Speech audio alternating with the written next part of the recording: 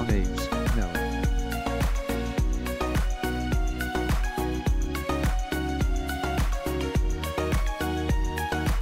Hello there boatsman, where happy smiling.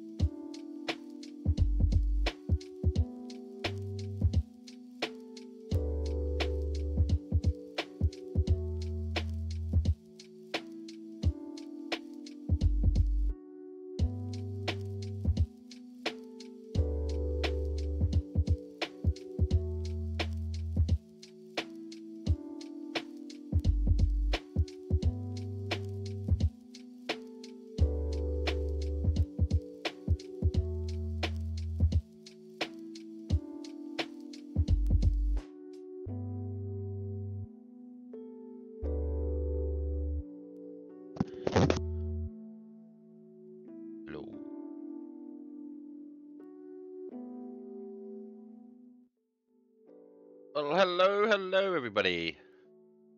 Welcome back to Karidoesstuff, and welcome back to more model making for my the RNLI's Severn Class Lifeboat. Yeah, so thank you for coming out.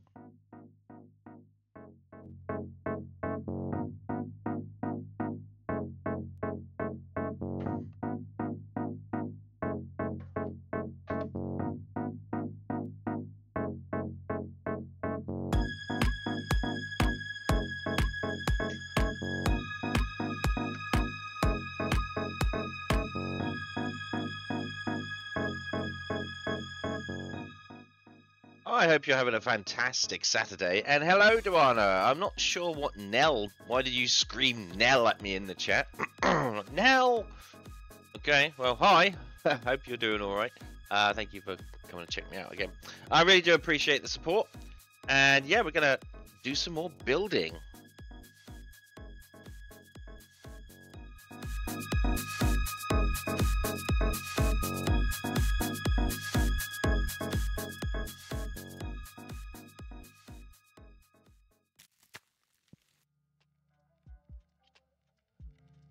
All right, let's just get the music volume right. Hello. Music volume down a bit more. All right, there's something wrong with my chat. There seems to be. Let's have a look. Hello. Karidoesstuff, hello. Why is my chat not working? Do our names. Just type wrong and then hit enter instead of backspace. Ah. Okay. Well, my chat here, my all chat seems to be glitched, I should say. So we're gonna try and I don't know why it's glitched. So I'm gonna try and work out what's going on with that.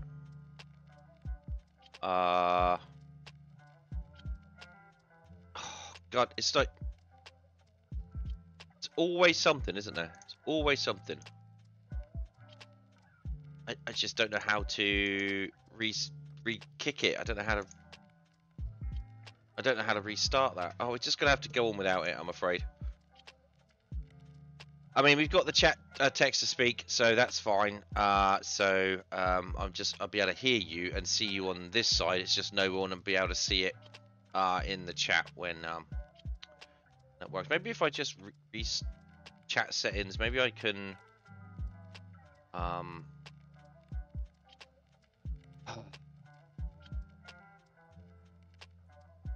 I could clear the chat.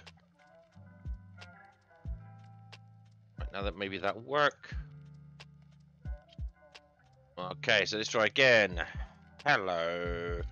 Cream is wheats. Wait, what? You having tech probs? No. Well, Karidoesstuff, hello Duana. well, it showed Creamy's chat, but it didn't show my chat. What? What?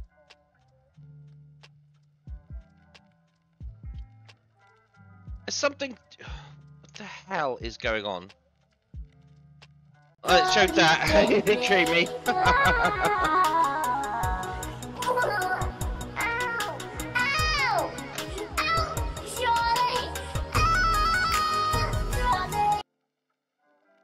So I'm not entirely sure. Thanks for the bits, Creamy. Good to see you. Good to see you. Hope you're doing all right. Duan Abes, looks like lots of lag. Happy smiley. Yeah, now it's not showing Duana's chat either. So I don't know what's going on here.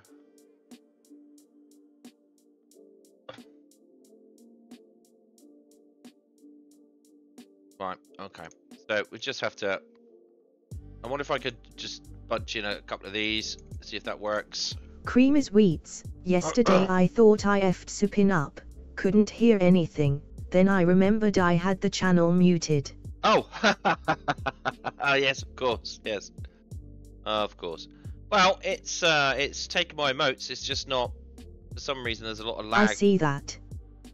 For some reason, it's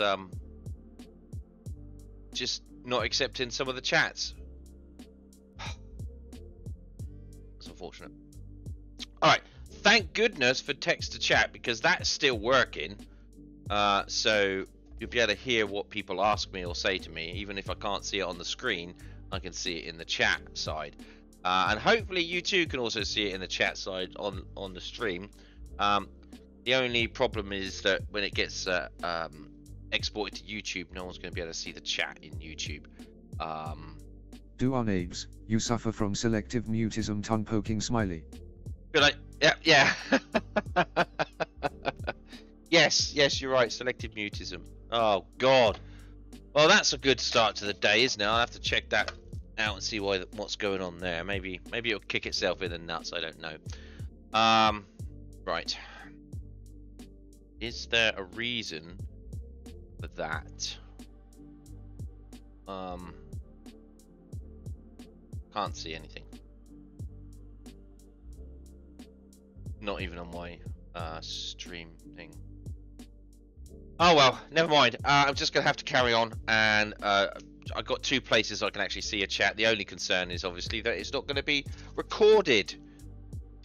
Your voices will be recorded, but your text chat won't be recorded. So your text won't be recorded, which is unfortunate. Oh, what a day. Anyway, I'm back, and we are going to be doing some more model making for the RNLI's Severn Class Lifeboat.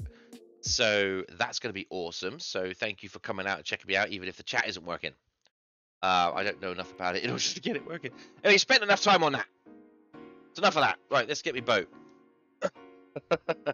These things Cream happen. is wheats, a tar boy, carry on, Sally forth and all that rot. Sally forth and all that rot. Yes, excellent. Well done. It seems to like Creamy. It just doesn't like me or Duana for some reason. But all right, okay. Well, you know, can't account for taste, I suppose. Anyway, so here is what we got so far, and we're going to be carrying on building Well, it is creamy, hey. Yeah, it is Creamy. Yeah, that's right. Asterisk glares asterisk. well, I feel so bad. Right, so we've got a few more bits and pieces to put up here. We've got chairs, we've got dashboards, we've got a few more bits. So we've got quite a few bits that we could just start sticking in and putting together. There's a bit of hair in there for some reason. So what we're going to do is we're going to find some glue. I might want to turn the music down just a skosh. There we go. Turn it down in my ears as well. There we go. Right. Yeah, and we're just going to carry on building this thing up. Alright. Main model bench. Here we go.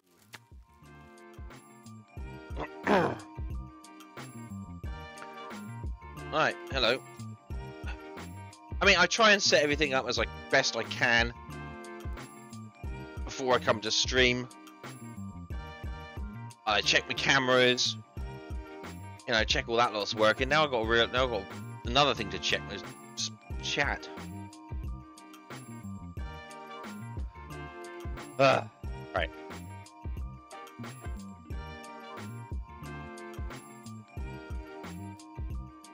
Right, so we're gonna lay out. We're gonna do what we usually do. Lay out some masking tape over here in order for me glue.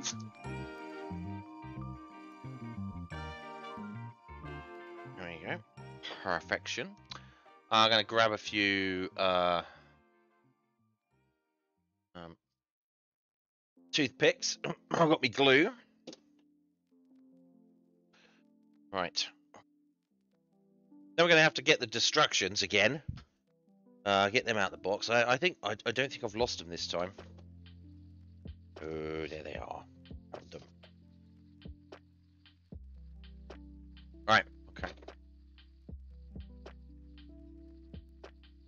So we're going to have to go back to what was I doing?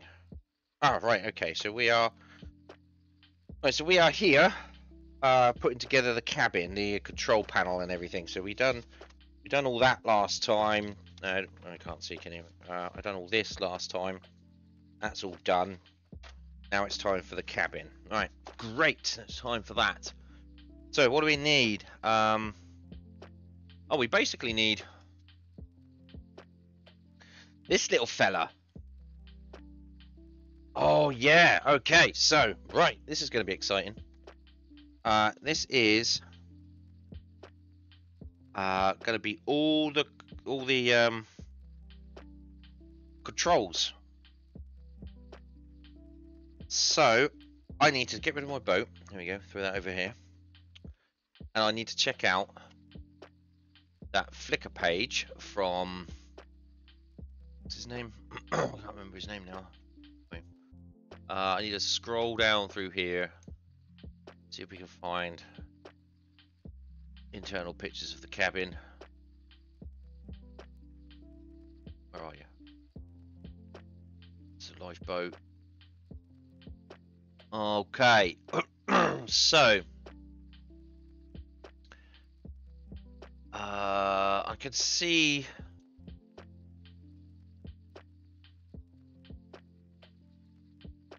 So we've got 2 chairs on there. So I can see a few bits and pieces here that's going to be interesting. There's okay, so let's have a look at this. So there are some details but not actually put on here. Like here there is a let's bring this down.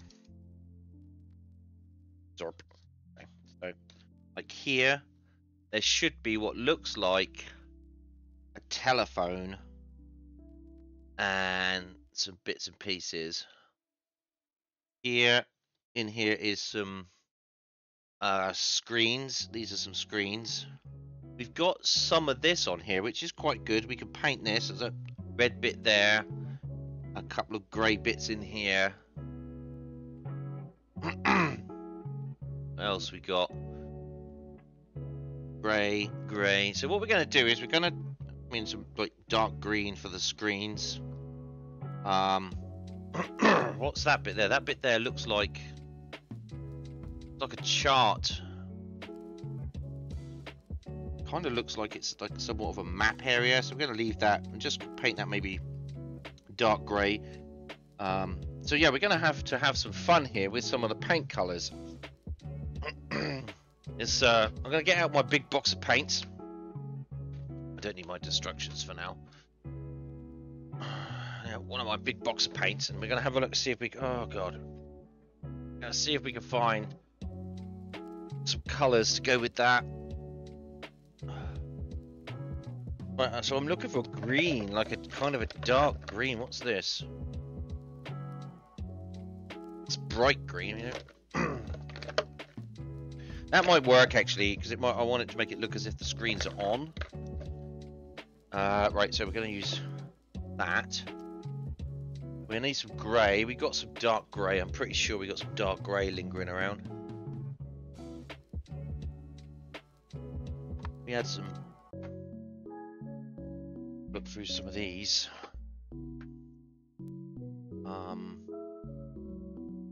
Light grey. No, we don't want light grey. Chrome silver. No, I don't really want chrome silver. It's more of a dark. Yeah, we'll use the dark sea grey. I think that'll work. We'll use the dark sea grey. So we look at some red. We got some red. That's straightforward. We got some red.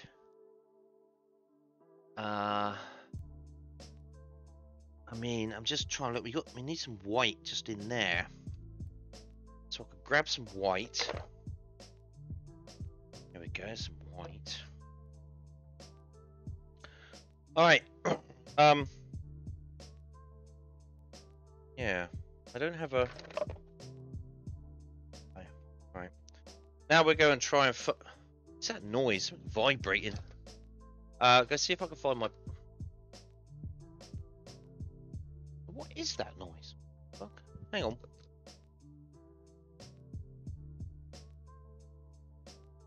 Well, if you hear a noise, it sounds like someone's drilling upstairs.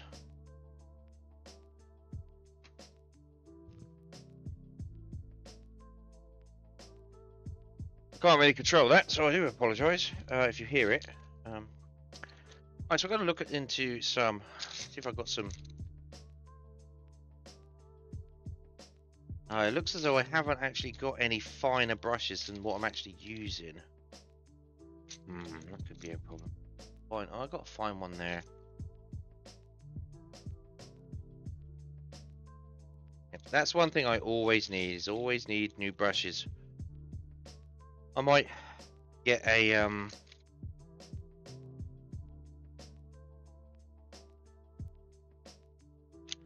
because I end up throwing in all my brushes in here. That's a fine one. It's not super fine though, is it? Here it is. That is a fine one.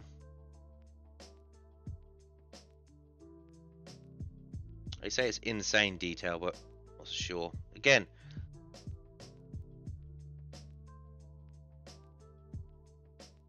we'll have a look. Let's see what we can do with that one. Alright, okay, so we've got some brushes. Great. Fantastic. It sounds like he's building something up there.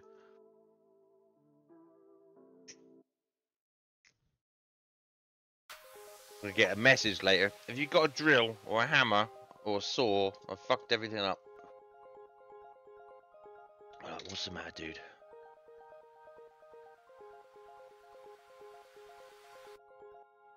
Alright, so what we're going to try and do first is, I think, try and paint the screens. I mean, this doesn't even... I mean, it's close, but it's not super close of what I'm seeing.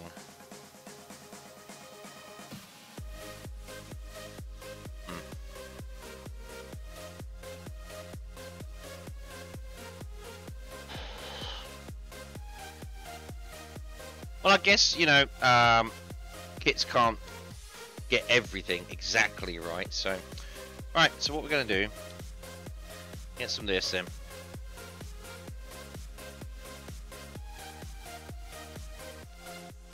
Oh, there he goes. And what he's drilling up there. He's doing something. Alright, so we're going to try and paint... Let's just have a look down here. This one. Yeah, that's a big monitor as well. So what I want to do is just try and get... So these are all kind of like monitors put on the deck here. So we're just going to try and paint these.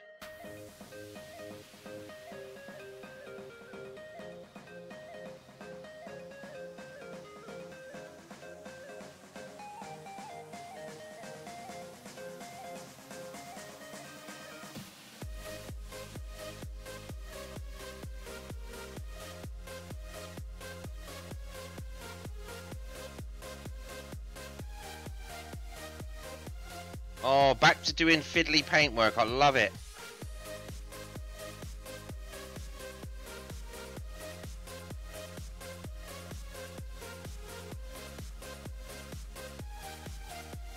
Fantastic. Okay.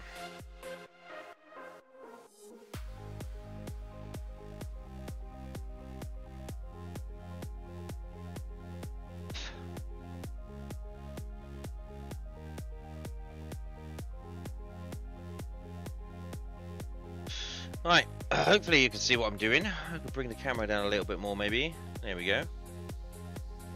So these all need to be painted too. This, let's have a look, check that. Yeah, we'll paint those in here too. What's that on there? That's a handle or something.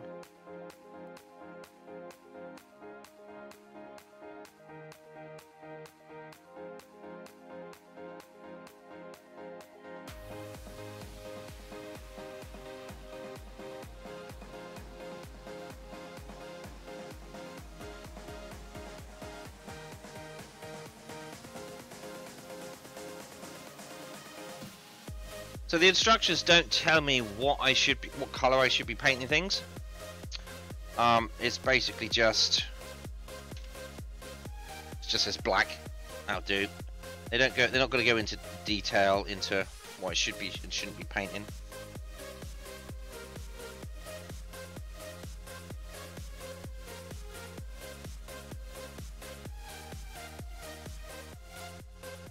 Now this thing seems to have. Oh, this is the. Is that the...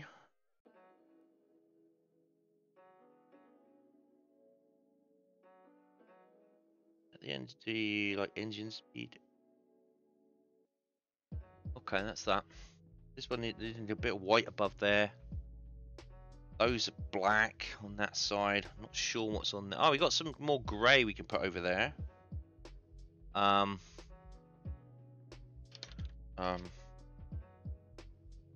Oh, that's something I need to check as well. Make sure that there's no transfers on here.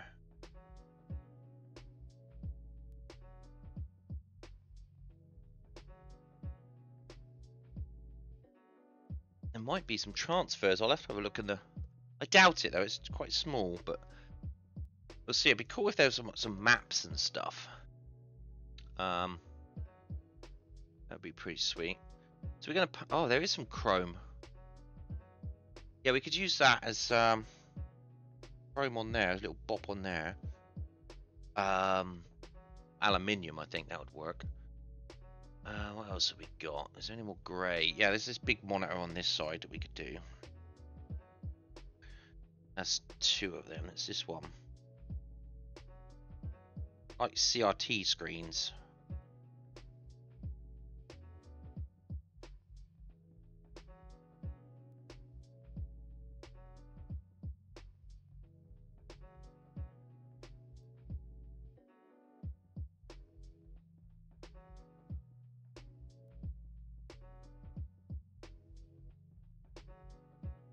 And they're green. The monitors are, well, they display green. My understanding is that green is one of those colors, or the type of green I think they use. One of those colors that doesn't actually blow out your night vision too much. I'm not sure. I think it's just something to do with it's easier to see that color at night. in a dark.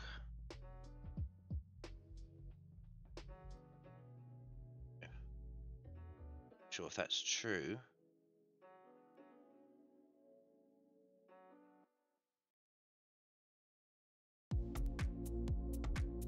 Like military aircraft displays and all that kind of stuff. They're all kind of like green, aren't they?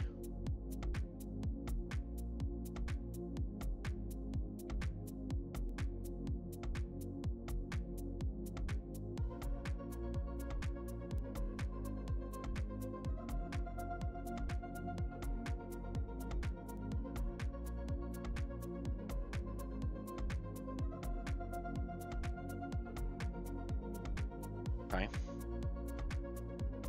Alright, so now we're going to look for... Oh, I do actually want to paint the front of this as well, because we'll paint the green on top of it.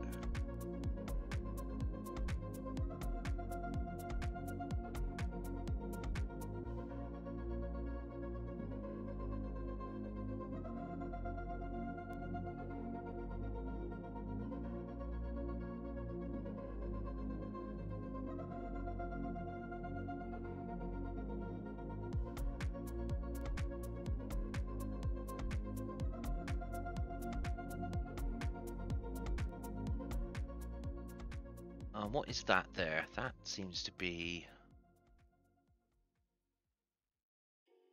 another grey thing. Right, we've painted grey then.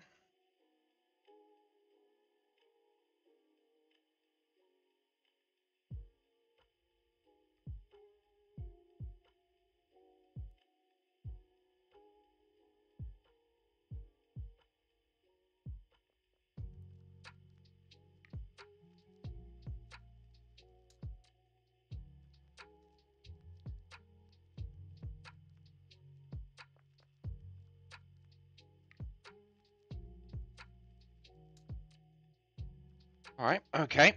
Now we're going to check to see if there's actually any decals. I am going to check that. I doubt there is. Nothing is showing on my instructions. So we will have a look. But that doesn't always mean there isn't. What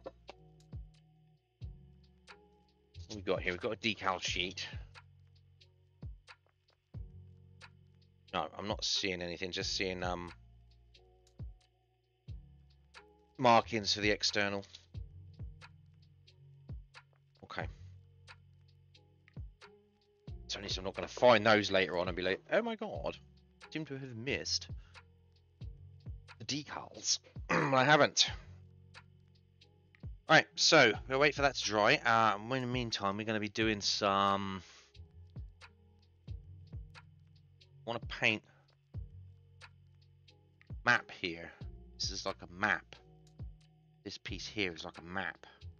Oh, it's got some paperwork on it by the looks of it. And it looks like stuff and things. The same with this here. Got little bits of paperwork on it. But so what we'll do is we'll mix up some white for this bit here. Red bar across the top there, red bar across the top there. Get some chrome out and paint those. Might just leave those as they are. I mean, there's not really much. I've got a feeling that if I end up painting this huge, like, splodge of white on the... Oh, I have run out of tissue, haven't I? Get some more in. I've got a feeling if I end up painting that square just a huge blob of white,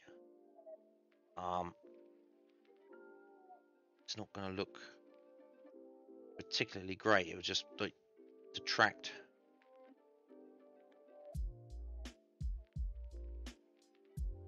Yeah, I mean, just painting that bit there.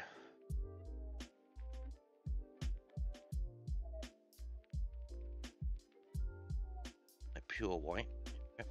Yeah, just painting even just that bit there was... So what I'm going to also do...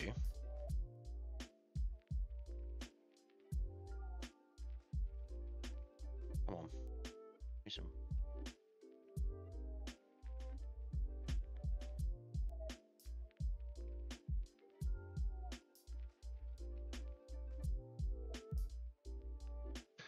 buttons up there.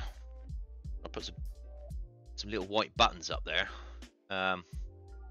Weren't actually on the detail there. So I'm also going to have to run off and get me some tissue. So I will be right back.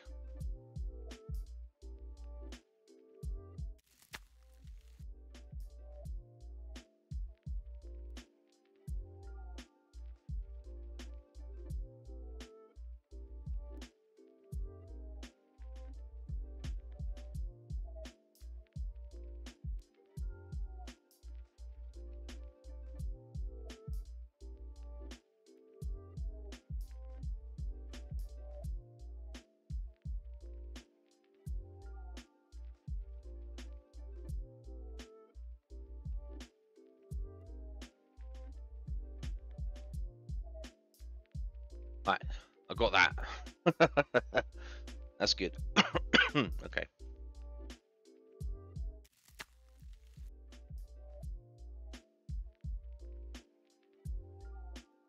Okay, so we got some little dots there. Let's see if we could focus a bit more on it. Pull a focus, come on. There you go. That looks better. Okay, so now we're going to paint the, I think the red. There's a couple of red bits and there's a couple of red buttons down there as well. Red buttons on there. Oh, right, so this could be the fun part.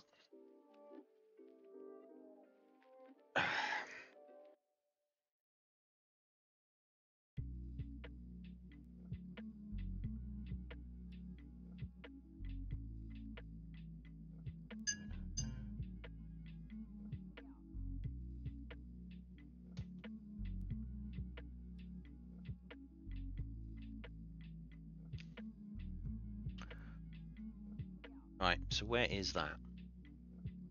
Okay.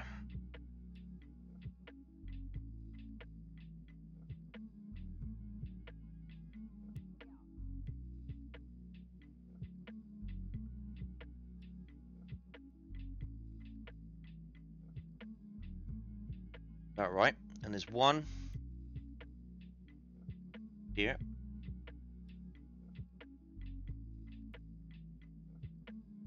Oh, I'm using the thinned paint, aren't I?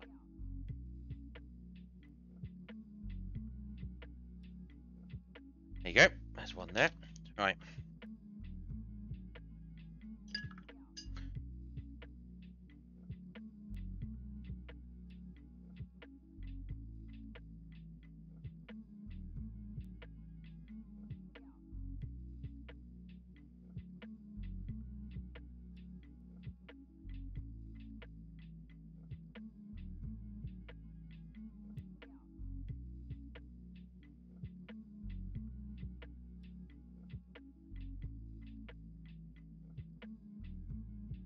Right. So yeah, all this is I'm just dabbing dot in the right area with a toothpick that's got paint on it. It's about as detailed as I could get.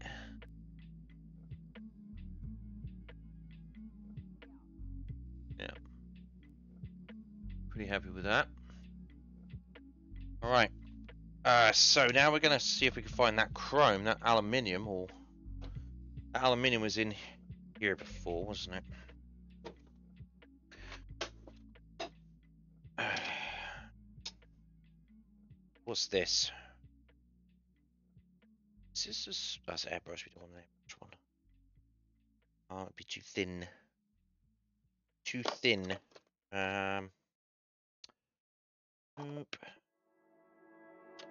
Oh, it wasn't in there, was it? It was in here. It's one of the new ones I bought. Yeah, that's right. Where are you? Here you are. It's that one. Yeah, that's it. Right, so let's get my palette back out again.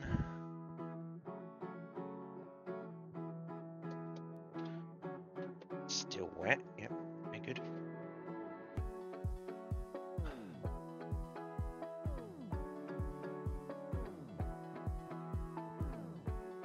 I just drop a bit of that down. We'll probably use that in a minute for some dry brushing too.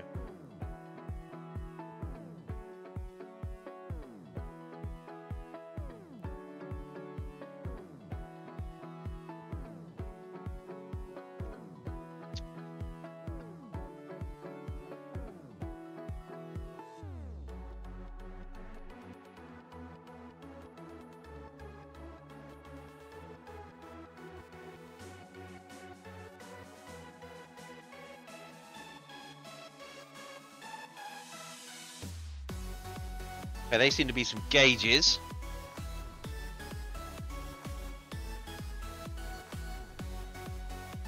These gauges have got like a... Is that a gauge? Yeah, that's a gauge up here, so... I'm gonna put some aluminium on there like that. I think that's... Oh, maybe I've just... Oh, maybe I've just accidentally painted the handle, but that's fine. Another one here.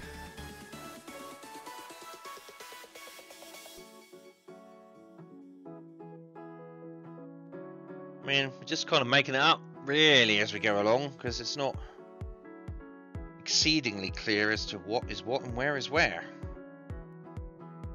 So, I mean, well, I mean, there's a thing here that probably needs a bit of aluminium on it. There you go, have some of that. Maybe these do too. Just using a bit of artistic license here now.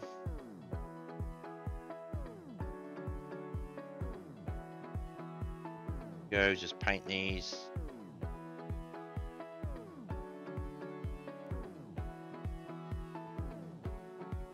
Go, sorted. We will do some dry brush and hopefully pick up some more details, but we're going to have to paint these screens now.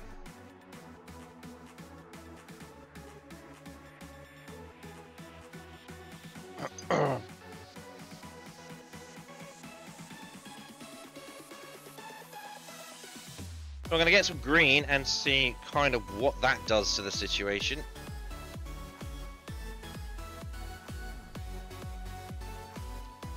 Yeah, it says it's bright green, but it's not really that bright, so that's good.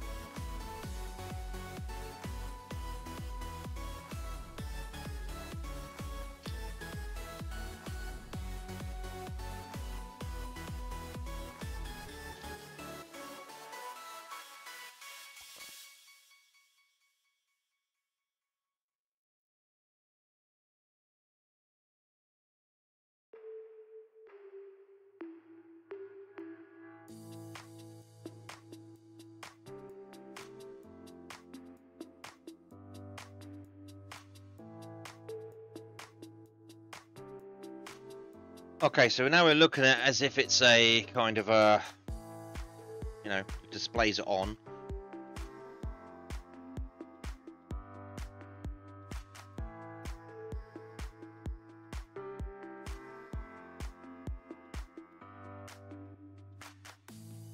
Got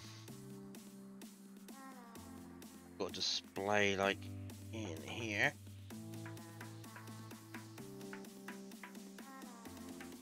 And this one's got a very small one on this side.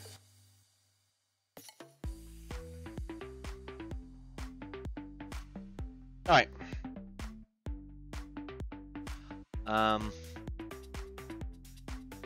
Let's see what that looks like up close.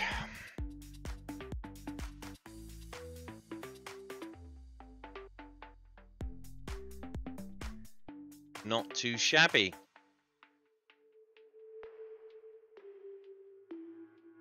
I mean, I think that's probably the best we're going to get it. I mean, it's going to, you're going to look through and you're going to look through the windows, you're going to actually see some dials and some screens and some whatnot actually in this thing. So that's good. I'm quite happy with that, quite pleased with that. And now we've got to wait for it to dry because we do need to do some dry brushing.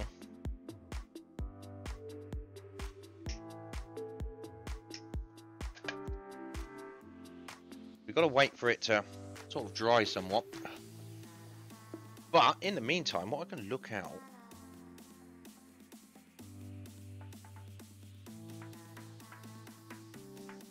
the steering wheel,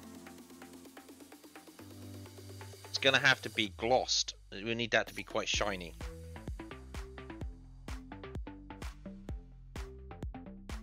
So while that dries, let's get back onto here. I'm going to try and find some, there's some semi-gloss black I've got there, but I've also got in here, oh my god, this is my painting guide. I'll find some. I'm going to mix, what's this? That's thinner, we don't need that. What's that? Aquamix, no we don't need that. I thought I had some Like gloss coat. Right, again, more thinner. Aha! Nope, that's thinner. Enamel thinners. Jesus. That's got all manky. Oh, that's my gloss white for the zero paints. My minis, my cars. I might have to go through all these and check out. Like, there's the red one for the mini. I don't know if that's any good anymore.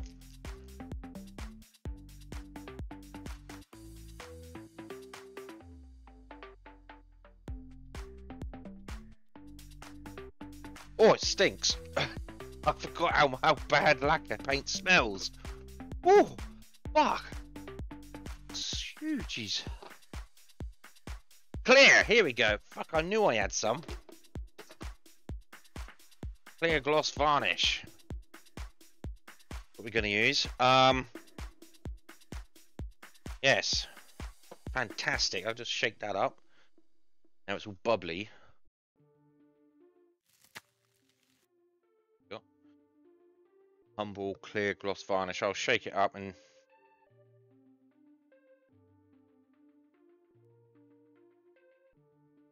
what we'll do is we'll apply that to the steering wheel after we've applied some semi-gloss black, and hopefully that will shine up real nice. What else have I got up here that needs? Nothing really sorting out there, all been done properly. Okay, good. All right, so I think that may have dried. Nope, the green still not quite dry. We'll give that a minute or so. I tell you what, while we're waiting for that to dry, why don't we remind ourselves with what the RNLI does? And wait a minute. Let's remind ourselves of what they do and who they are. Wait a minute, I've got to go back into studio mode. Got to select the right movie. Watch your movie time, kids. Alright, okay.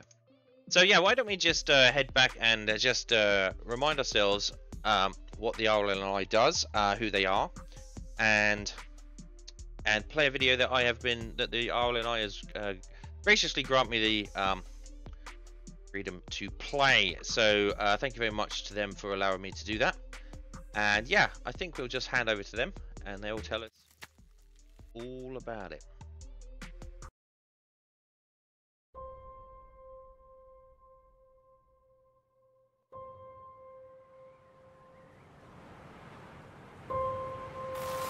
We can expect a restless night across the region. Gusts are forecast to reach up to 80 miles an hour throughout the night, with the potential for even higher bursts in isolated areas. Residents are urged to stay indoors and secure loose outdoor furniture. It was probably blowing about 80, 90 miles an hour, roughly. And I said to my missus, Nina, I hope no one gets a shout tonight. And within sort of 20 minutes, my pager was going off. I've lived in England all my life. My mum's and my dad's sides are both fishing families. From my mum's side, originally from Mousehole. I was destined to be a fisherman, I suppose. With a load of mates who wanted to be fishermen as well, so that's what we did. Love Newlyn. I don't think I'll ever move out of Newlyn. Hello. You alright? I'm fine. This does the best pasties in Newlyn. And sandwiches. It's a great community. We all have a bit of fun. Yeah, it's just a great place to be.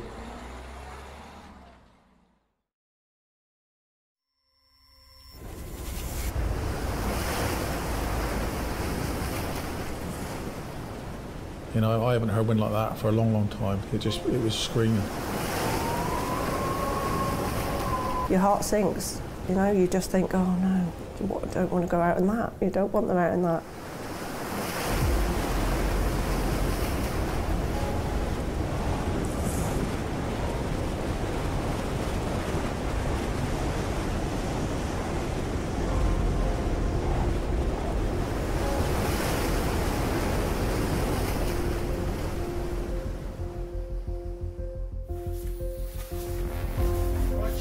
So on the shout that night, Marcel was duty mechanic, so he was obviously down getting the boat started up and prepared.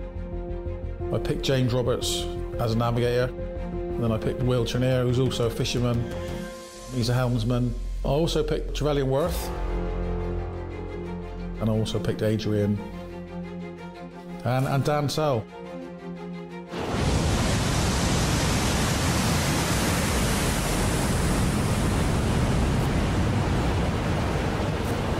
We took one sea that actually took us over on our side, and the wave just picked us up and threw us, no exaggeration, 50 or 60 metres down with the swell.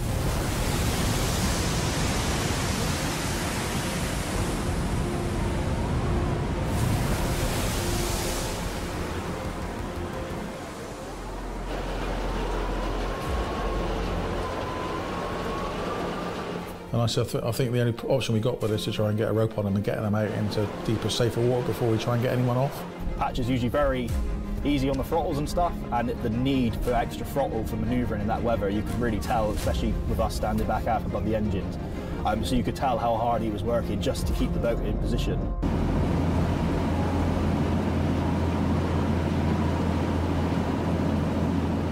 Because we were doing about 2.5 knots, I suppose, with the yacht behind us, and the rope was quite tight. And then all of a sudden the rope goes slack and they're up to like 5 knots, so I knew straight away that the rope had parted. So yeah, my heart sank when that happened, and I think all the crews did as well, because you know, we just realised that we've got less time to try and get the rope on again before it's too late.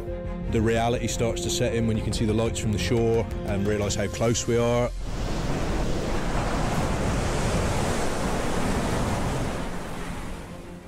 One of our crew members come in, checked if I was okay, and I was like, I'm feeling quite poorly, and I was slowly getting worse and worse and worse to that point where I was like, I wanted to be off this boat. At this stage, Marcel had collapsed. He was unconscious. So the crew were dealing with him. He just went from sort of being really seasick, hanging at the door, to absolutely unconscious and unresponsive.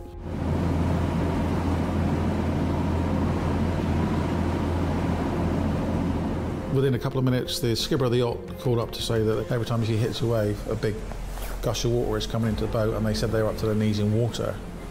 And also 2 or 3 of their crew were really, really poorly and frightened, and they wanted to get off the boat. But if we didn't get them out to safer waters, and the helicopter would have even called by then, it would have been too late.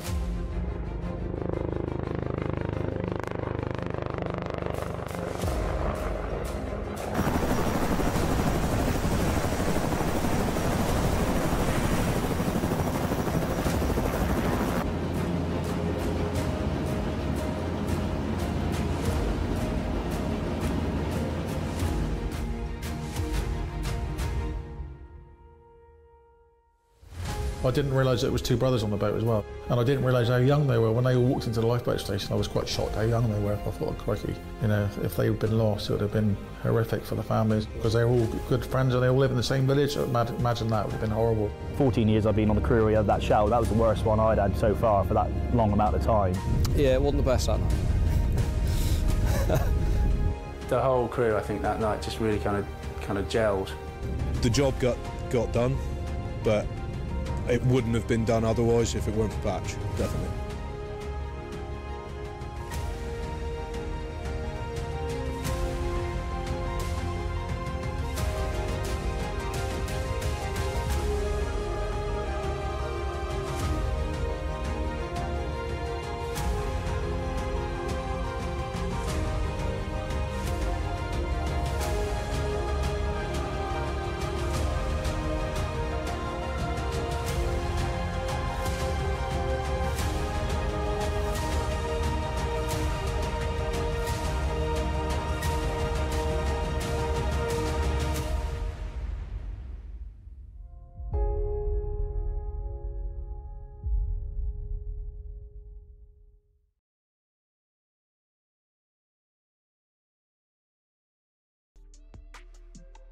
And there we go. That's thank you very much to the RNLI for allowing me permission to show you that video.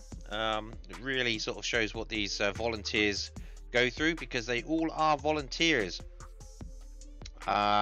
Very dangerous situations, and their mission is to save everyone. So absolute heroes. So yeah, thank you very much to them for allowing me to show that. They describe themselves better than I ever could. So yeah, that was awesome. Thank you very much. That is what they do, and that is what I'm honoring in this build. We are actually building. I've decided that I'm actually going to mark up this particular lifeboat for Patch and his crew.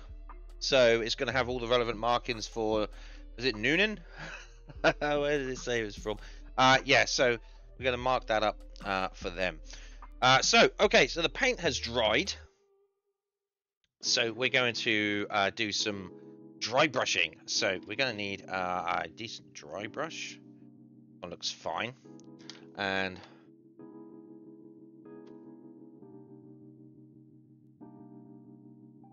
I'm not sure if I'm going to need, I might actually even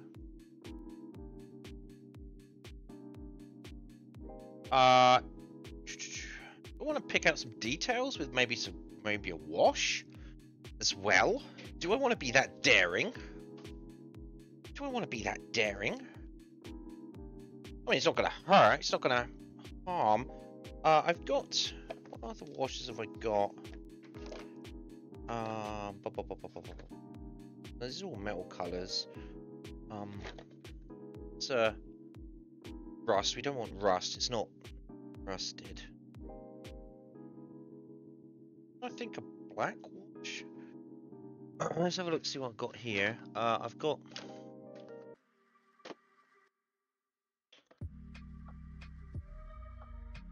stone grey. Have a look at that.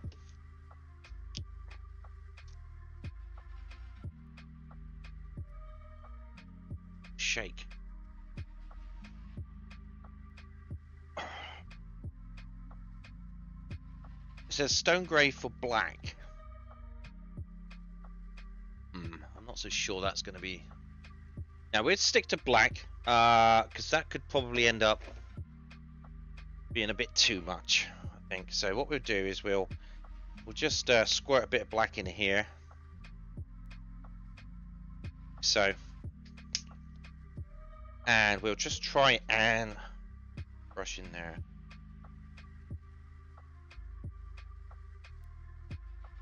We'll just try and pick out some of the details with this wash.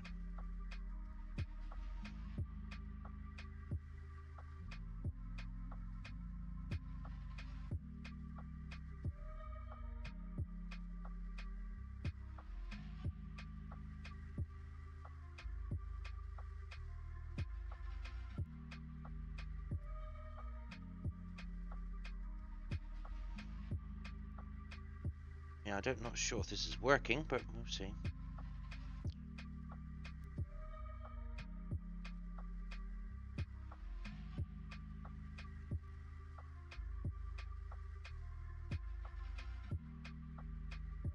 It'll dry back, so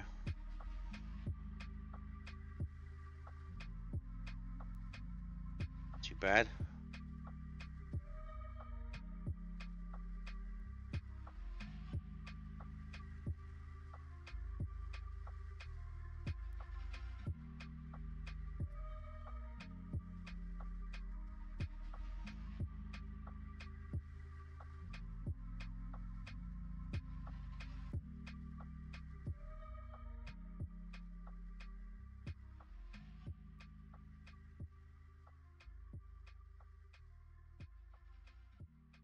That's not too bad, that's looking good.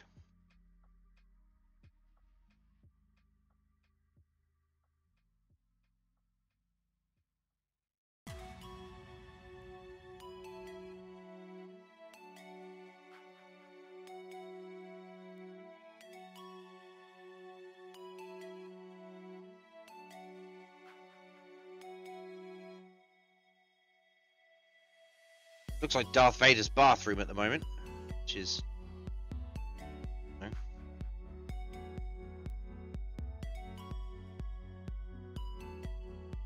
all the little red buttons and stuff. But that'll be.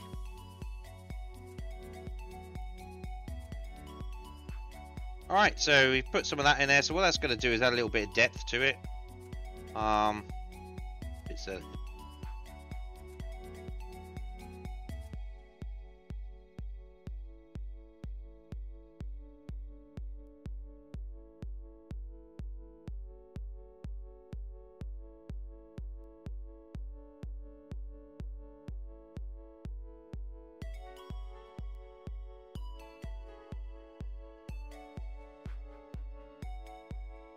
Okay. Right, we're just going to get a.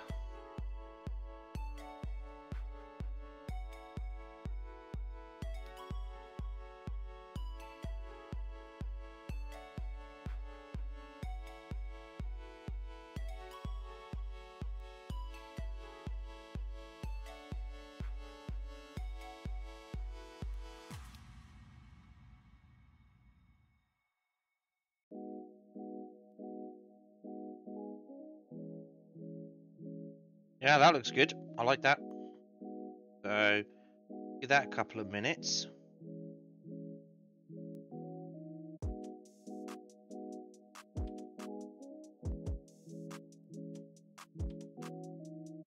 Fantastic.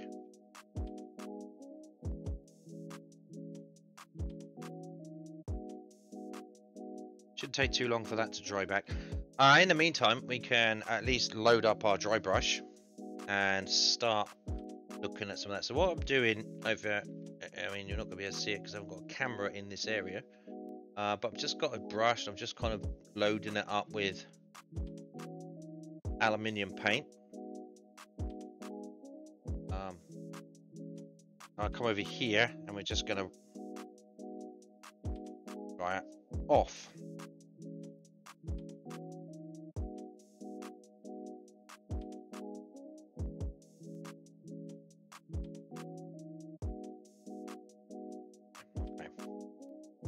I'm going to test it out, see if we can.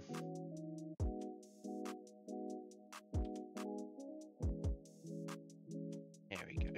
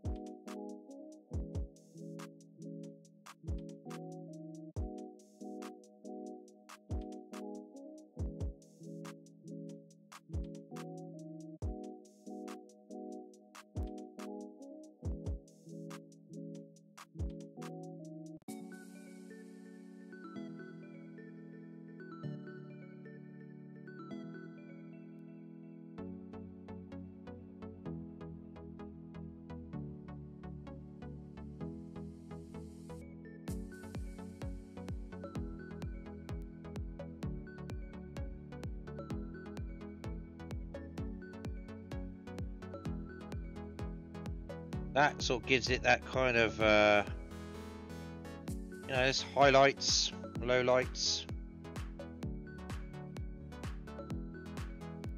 Picks out these ridges. Picks out the edges a bit better.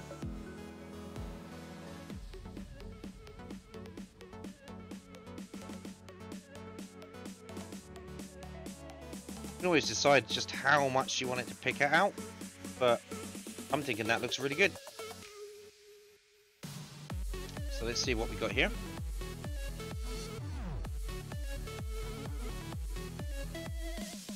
Yeah.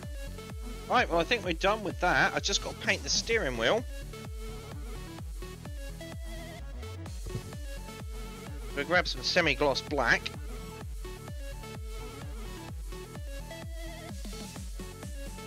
Now this does need to be glossy and shiny. So I don't really want to. This is why I'm doing it after the dry brush, so we can actually make it very black.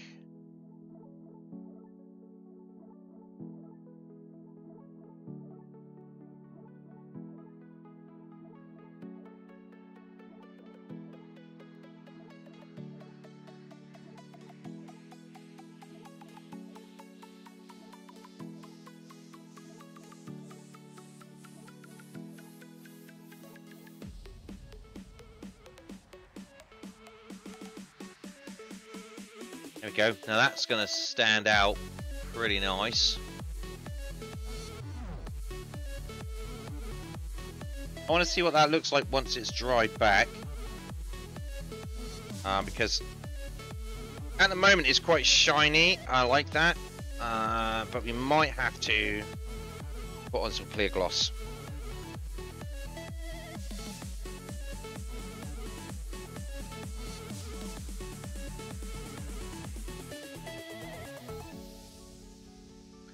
We're just gonna look.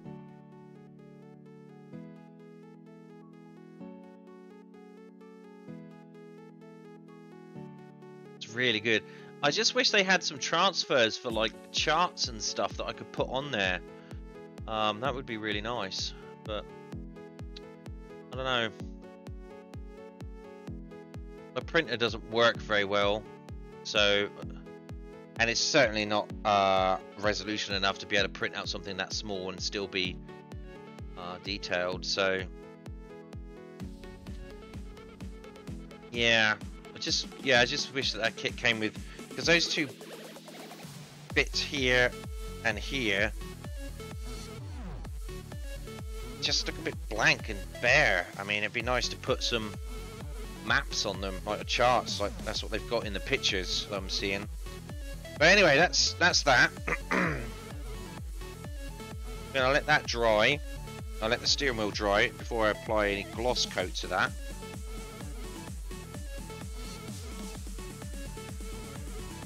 Shouldn't take too long. These acrylics don't take that long to actually dry off, so yeah. So is this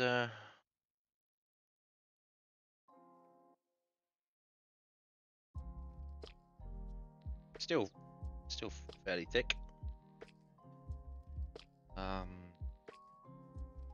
This is not acrylic. This is oh, what do they call them? This is not acrylic gloss. So it's a bit tougher to clean out the airbrush sometimes if I need to use it. Oh, I had it then. My head. What it was. Can't remember now. Ah, then you hate it when you have the word on the tip of your tongue and you just can't quite get it out. But it's not acrylic, it's enamel, that's it. I think it's enamel. Oh, it's clear. It's a water-soluble oh, maybe it's to prepare paint surfaces for wait, what? Matte or satin finish? Okay.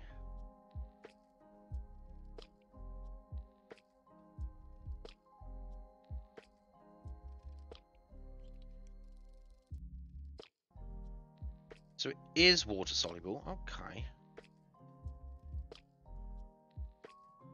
Says it's water soluble. So we're probably only going to give it like one coat. That should be enough. We just, you know, apply it fairly thick. It's not going to be too much of a problem there. I just don't like using it in an airbrush. I've got some special thinners for it. But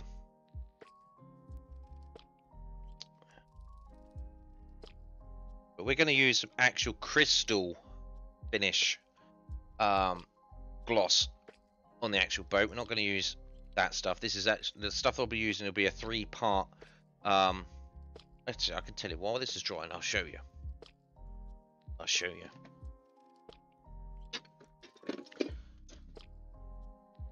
This is what I'm going to be using. It's what I use for my cars. It's a 2-pack clear coat system and diamond finish. And it does come out really nice. The camera doesn't do it justice. So what you have is you have the diamond coat finish. You have a hardener compound. And you have a thinner. So what you do is you mix them in proportions as it says on here. So 100 parts clear to 50 parts hardener to 10% thinner. Example, 20mm clear, 10mm hardener, 3mm thinner. And then you can use it on the airbrush. Mix them all together. Give it a few coats and it hardens so that you can polish it. Give it a good polish. That's what I really like about it, is it sort of goes pretty hard. The other stuff I had, the other box I had of this, I had it for a while. I threw it out recently because I'd used most of it, and the hardener leaked, and it just went solid, and it just turned into a solid mass. It wasn't very much, just a little bit leaked out. But so I've had this new set for a while, and this is what I put on my cars. Looks fantastic, great to polish, and it's really brings it up. So I really want to do the hull and the cabin of the boat in that. I'm not going to use the Humble Clear. It's going to get done by Zero Paints, and we're going to polish it up. So it's going to be nice and shiny. It's the pièce de résistance, as it were, the bodywork. Right, but for this, oh my god, come on, open your bastard. It's like these little baby medicine bottles. Come on. There we go. Oh, have I cracked it? Have I cracked the seal? Nope. Come on. Here we go. Woo. Right, so for this, it says it's water soluble, but fuck man, does it stink? Okay.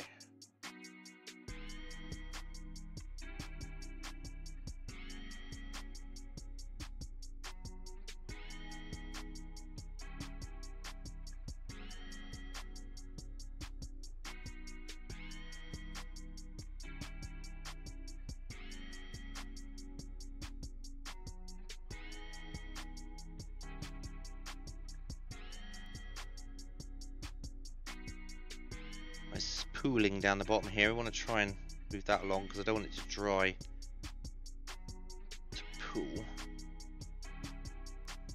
Bit of surface tension there. Alright, that'll be fine. Give it a blow. It should.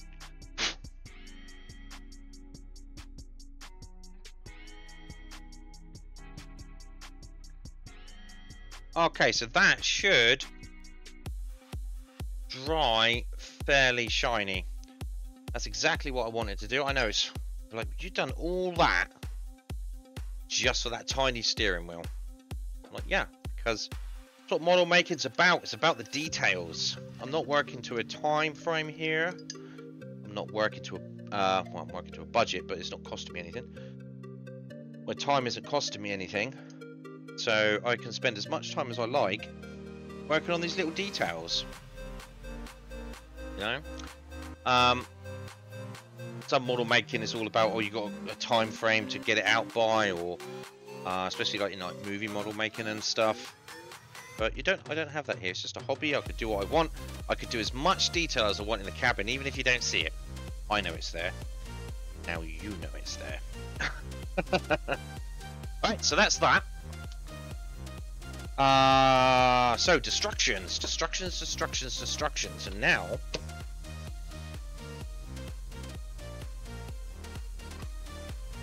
Now we're going to come to put it actually in here.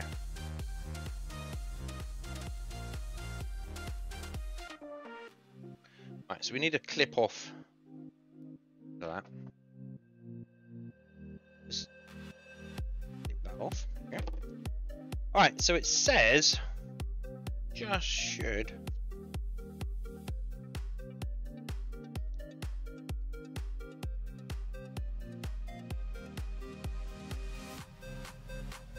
sort of fits in here like that.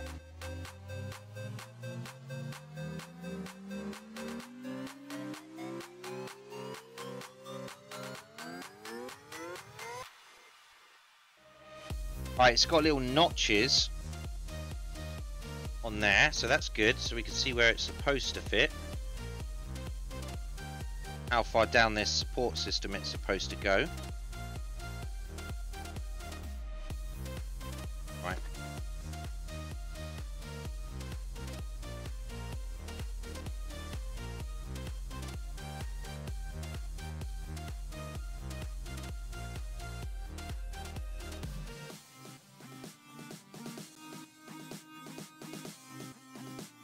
Okay, so, have I got a...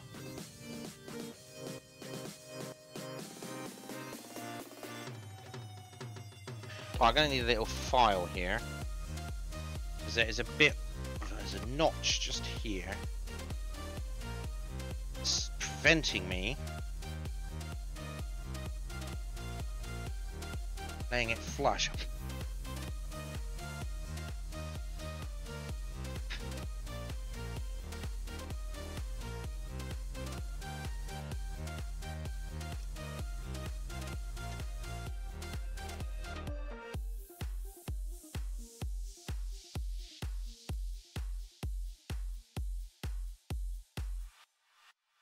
Fits in there, just like that. Okay, so what we want to do now is get the glue out. Now I've done a test fit and seen how it fits. Fairly happy with that. Oh, I mean, that's looking really good. Now it's in there. So what we're going to do is we're going to glue it in. In goes the control panel, cockpit, dashboard, steering wheel, whatever you want to call it.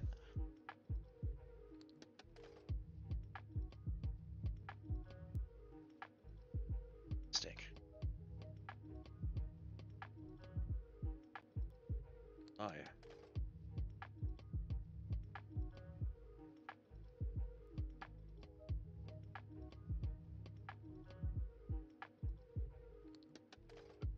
Enough glue on that for that to do what it needs to do. Make sure we get it in the right place. Oh, there you go. Just snap into there. To there. Down you go. Push it into place.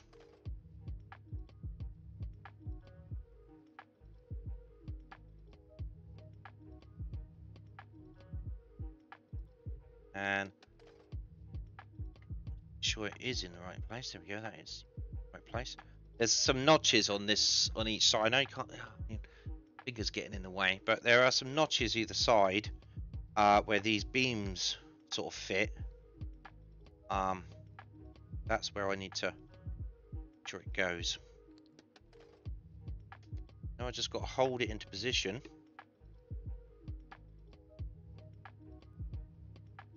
While the glue dries.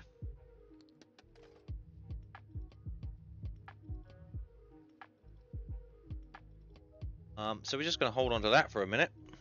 Light up a smoke, I think. We're doing that. Ah.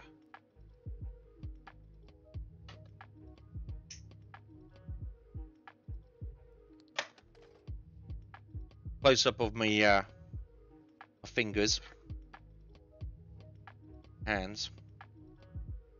I'm a professional hand model, don't you know? So this bit here is a bit wobbly. So what we're going to do is once this is stuck down in the main position, we're going to just glue this and hold this down so it fits in there snugly, so there's no gap. It seems to be drifting. We don't want it to be drifting around in there. A nice snug fit. Okay, so I'm going to give that a couple more minutes. It seems to have stuck.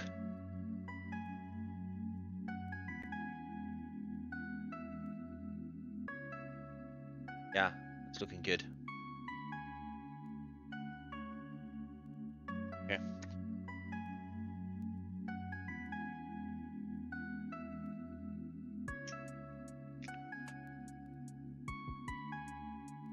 Then we've got chairs, all that lot to go in the cabin, and then I think that is the cabin. Actually, the main, like the bridge, as a bridge, that's what it's called. I think that is the bridge done. Apart from closing it off at the back. Yes. Then, ooh-wee.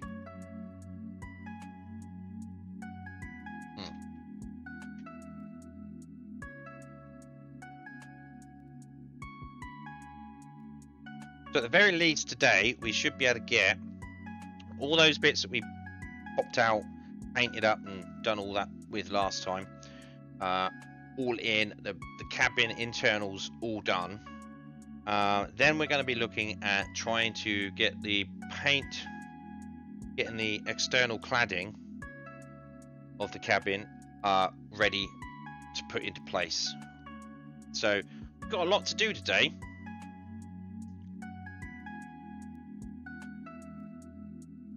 once the cabin is done, then we should be happy. Right, so that is glued right down. So what we're going to do now, I'm going to push this down like that. First of all, let's lift it up. Get some glue underneath it. That.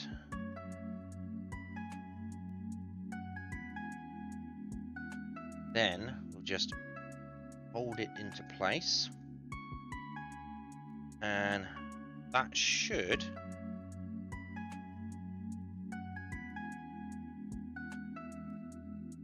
glue in there. And that's that done.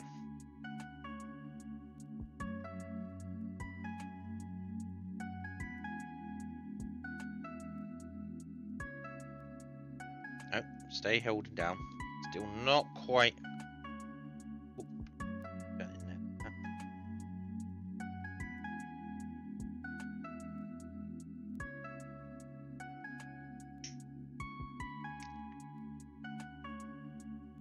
Fantastic.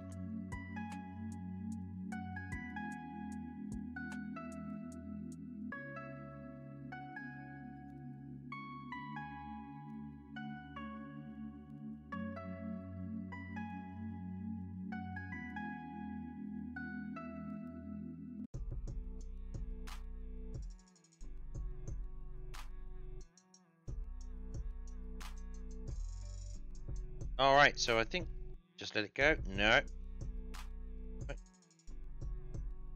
How you doing? You're still not quite right, so we're going to hold it for a bit longer.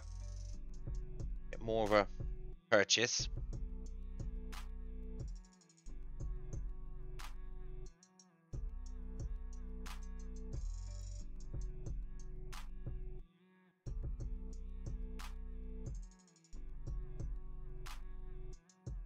Hopefully we could get, if we get all the cabin interiors done today, I can post a picture on Discord and Facebook and Twitter and all that lot, so any of you can check it out with a better quality from there. I mean, these cameras are pretty good, but they don't really bring out like best quality. They're more of a, this is unfortunate. You know, what can you do?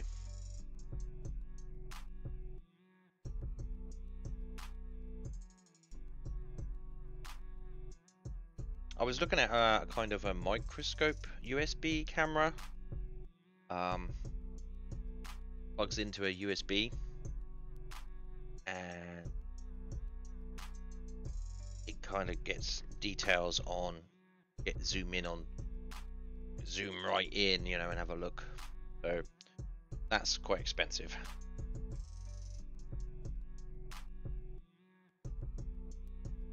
Maybe that'd be for another day. Okay, so if we look at that from the front, that is looking nice, and just have a look at that on camera. Yeah, that's looking, it's looking nice and level. Right, so next up we got the chairs. So they're, all these chairs are the same. Oh, they're not though. They're all numbered differently. Okay, well that's disconcerting. Oh yeah, I did keep the numbers. Okay. We also need to clear varnish these chairs too, so that's good. Right, first of all, there is that. Why did it tell us to put that in first? That was going to be a ball ache to get the bloody chairs in. Alright, okay, fine, well, you know, whatever. Alright, so what we're going to do is we're going to grab these chairs. We're going to snip one off. Snip one of these off. They're all the same. Yeah, I've studied these before. They're all the same.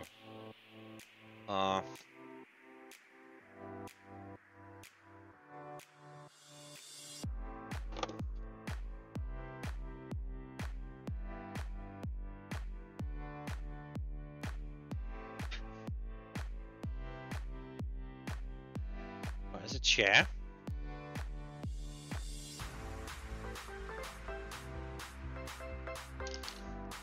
peg. Alright, so that fits on there like that. So let's just glue that in.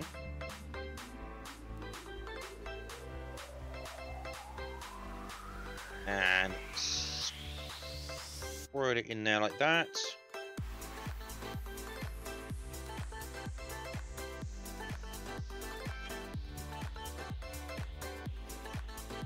And then it should fit in here, which it's not going to. So what I need to do is I need to find my drill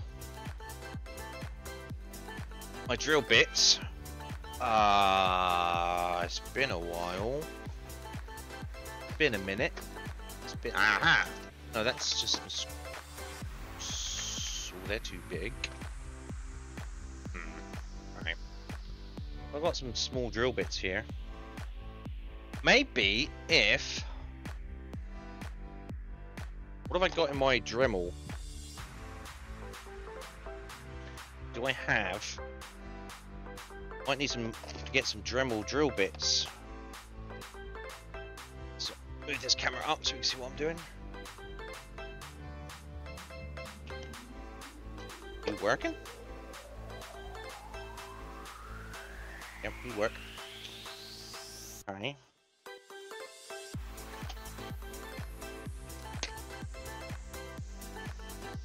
Right, so I do have some Dremel drill bits. Let's have a look, see what we got in here. Ooh. This needs better sorting out better, doesn't it, really? That should do it. If I could get that in there, should be able to... Yeah, alright, that would do. Right, so we need that. And I need to switch out. Is this one smaller? That's got the smaller one in it.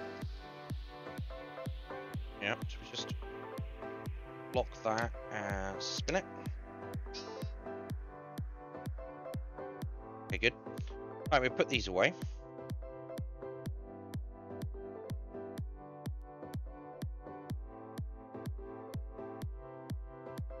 So the reason I got two Dremels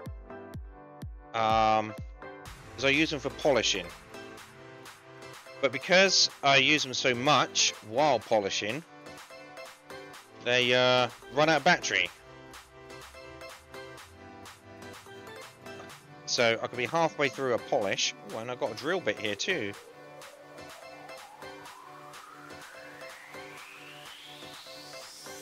Yeah.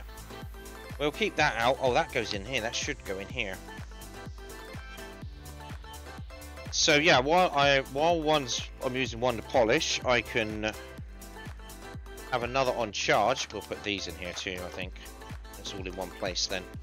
So I put one on charge, and then when one runs out, I've got another one I can play with. Because polishing takes quite a while.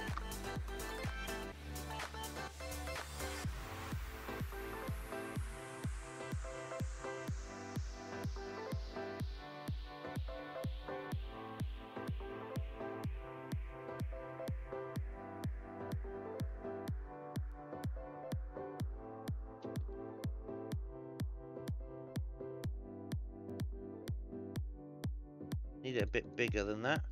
Or is that right? No, I think that's right. That looks as though it should be about the right height. For a dude. A dude? You mean the dude. And in this case, Patch. I think Patch is the skipper, isn't he, on this one? He's the skipper, so I'm pretty sure he's going to be sat here at this wheel.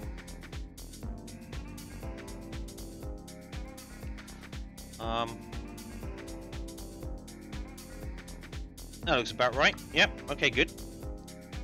So, what we're going to do is glue that one in. Actually, what we'll do is we'll just glue in there like that.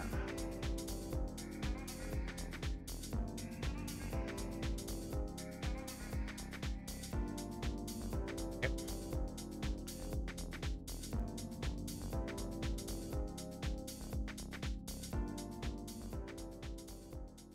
Go back to there. Brilliant. Yeah.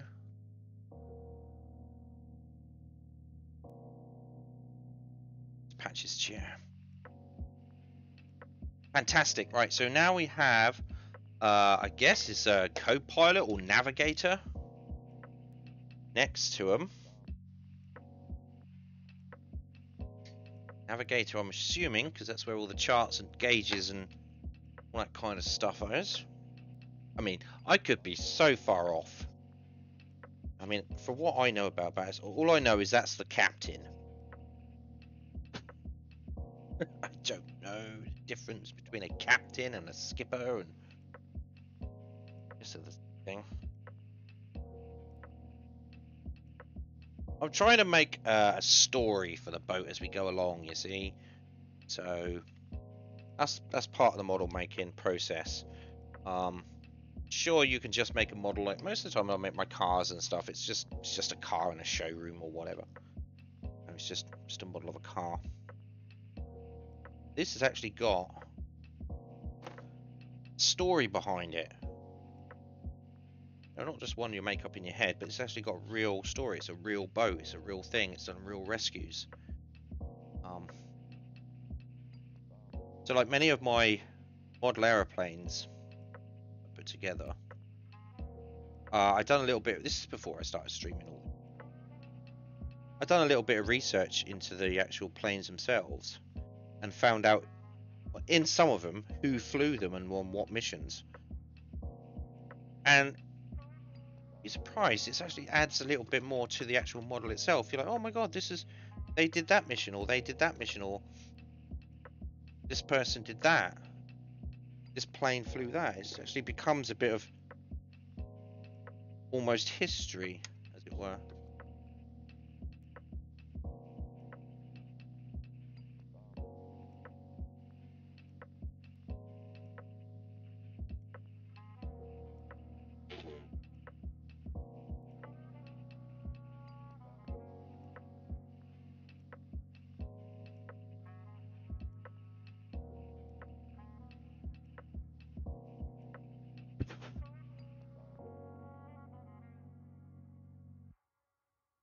Yeah, so that was quite interesting. There we go. Chair in there now. Right.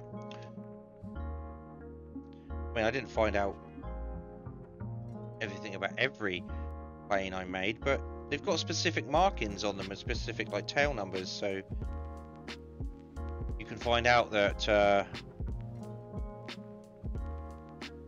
who it was flown by. You know, and that it was destroyed in such and such a date. You know.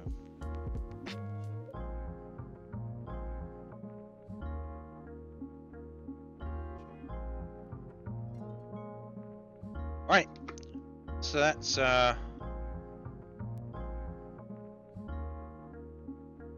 it's the pilot, I guess. Pilot, skipper, captain, whatever, and the navigator, I suppose, in. Okay, good. Oh,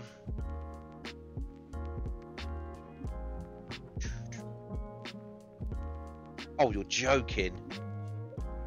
Oh, you are joking. How am I supposed to do that now? Quickly, can I take this out? Ah, god damn it. Oh my god. What?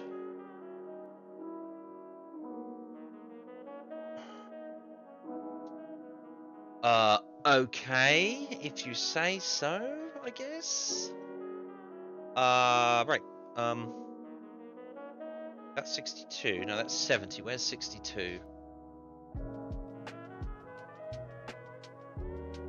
What? Have I just completely neglected to...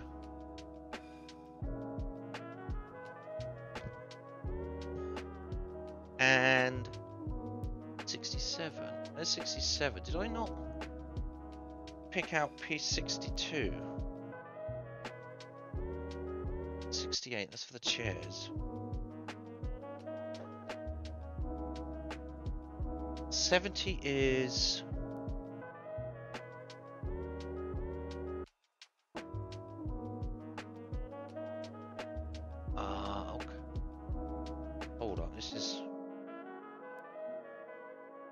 Right, so we've got a bit of a problem here.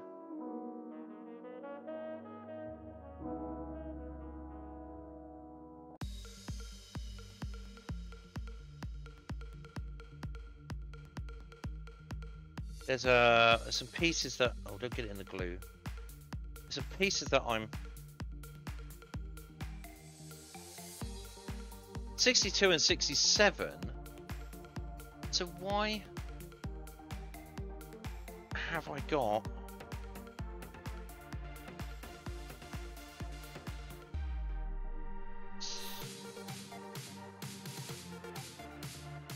Why am I thinking that's 70?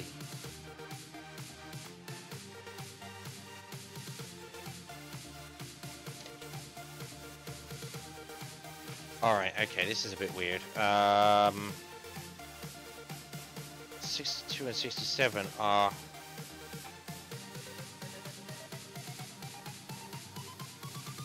What is...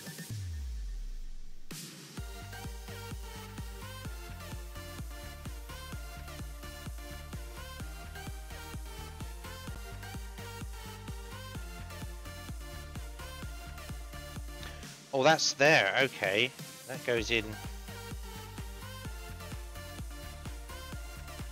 All right, 2 chairs on the back here. Okay, so I've got to find 62.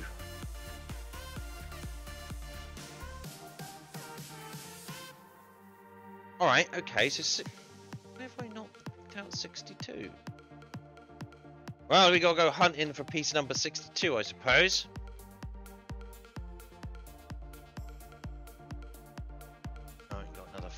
Bot here. Deny that. Oh, right, okay, so we've got to find... Oh, God. So... Oh, that's going to delay me a little bit as well, because that's going to need painting. Might need painting. Right, so we're looking for piece number 62.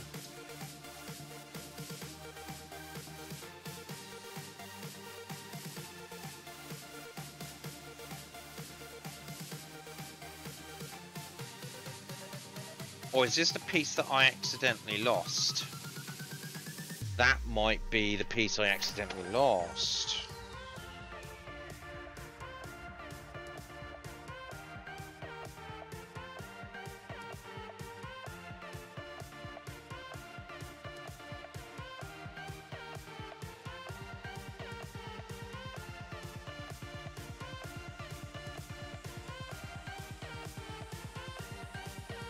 External stuff.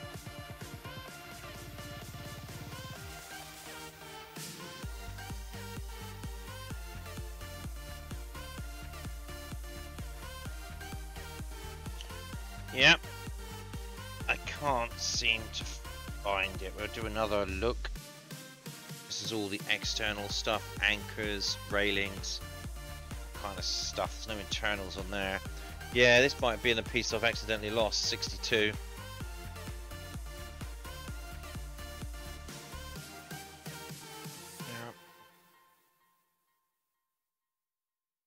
It's a foot plate is what it is.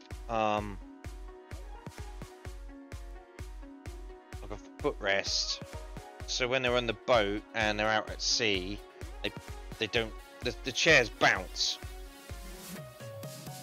They're got suspension on them so that they, you know, when they hit waves and stuff like that. And they've got these footrests that they rest their feet on. Oh, I found it! Oh my god, I found it. It didn't have a number. It just didn't have a number. Okay.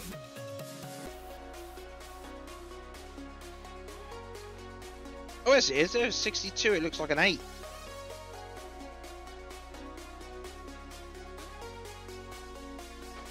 Alright, so now I've got to figure out what I'm going to do with this piece, because this piece hasn't been painted, primed, or anything. Oh.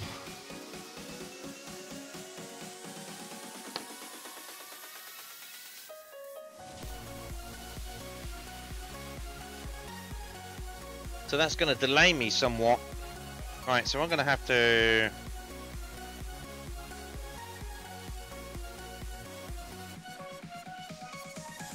Can I hold on to it with one of these? I can. Right, so what we do is we give that a quick coat of primer. We go into the paint booth here. So yeah, we're going to have to do this. I don't like to just leave paint unpainted, so we're going to have to try and rush this through. I mean, it's only a little tiny piece. I'd probably never even notice it's not there, but it will annoy me. That's not primer. Where's my primer? Where's my primer? That it? Oh, that's just white paint. Oh my Gideon. White paint. Primer.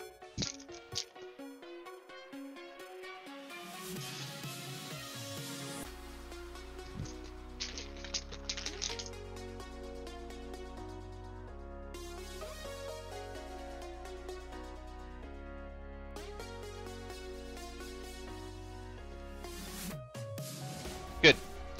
So we'll leave that.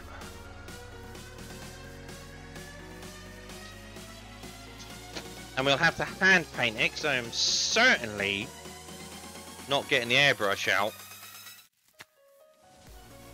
to paint that. No. So we're not going to do that. Right, so it looks like we're going to have to drill out that hole again in a minute. Because what we got, it's difficult to see, but, see it. So, here is the hole for the chair, and here is the holes for those two pieces that I need to put in here. So, I had to take the chair out because otherwise I'd never get to those holes. So, I'm going to put that chair somewhere special. I'm going to put it over here on Jeremy Clarkson's Diddly Squat Farm wax candle that smells like something that it shouldn't smell like. I'm going to remember that.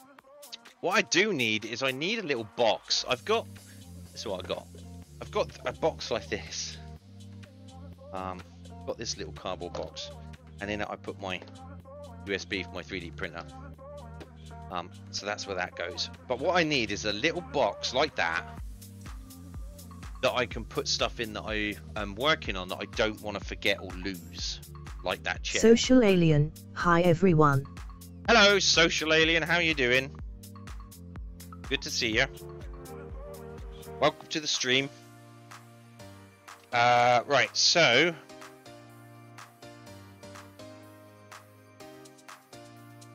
Okay, part 70, which I can do. I'm doing good and thank you. Good. Good.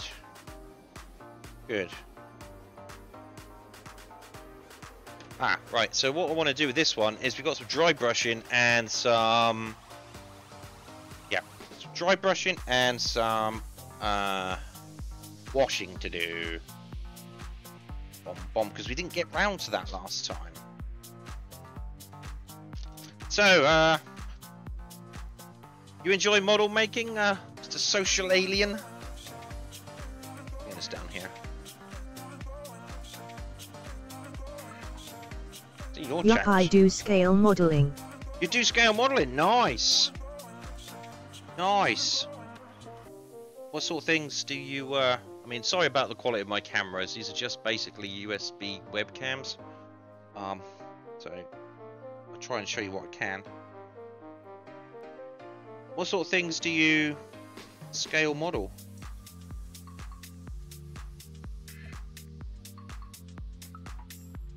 I do heavy artillery from WW1 and 2 tanks mainly. Oh, nice. That's something I haven't done for years, is a tank. I was speaking to someone a while ago, before I closed my model bench down for a year, of doing a tank.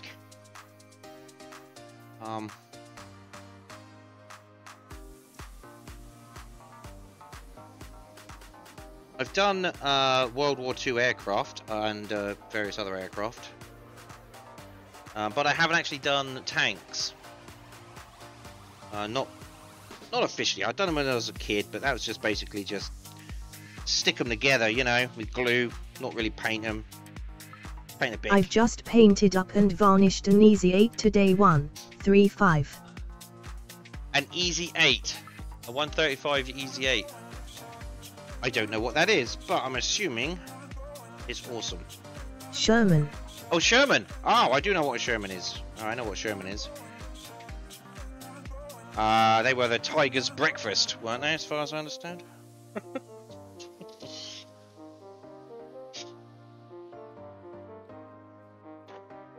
Tigers used to eat for breakfast.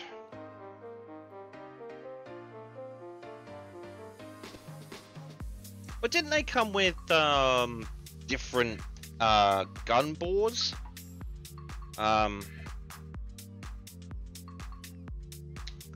Like different size bores on the cannons. I don't know much about tanks. I don't really know much about any of these things. I just like to build them. No expert, but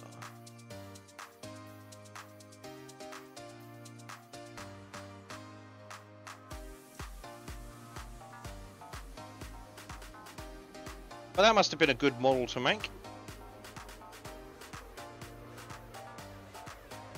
Right, I'm just doing some dry brushing here. We're just gonna... that's maybe too much.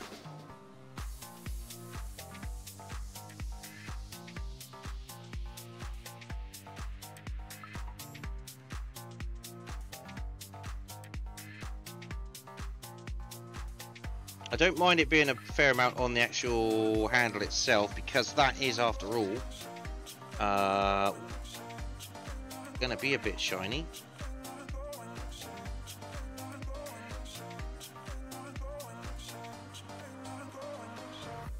There we go. Yeah, I mean, camera quality. I can't afford some of those big old cameras that you can zoom right in on. So basically, the only zoom this has got is the fact that it's on an arm. But, you know, it is what it is. Well, it's fun to always meet another model maker, that's for sure. So I'm building the RNLI's Severn Class Lifeboat. Moment. I'll show you a picture of it in a minute. We've got so far along, just working on putting parts into the cabin. Right, so now, just trying to figure out where this goes.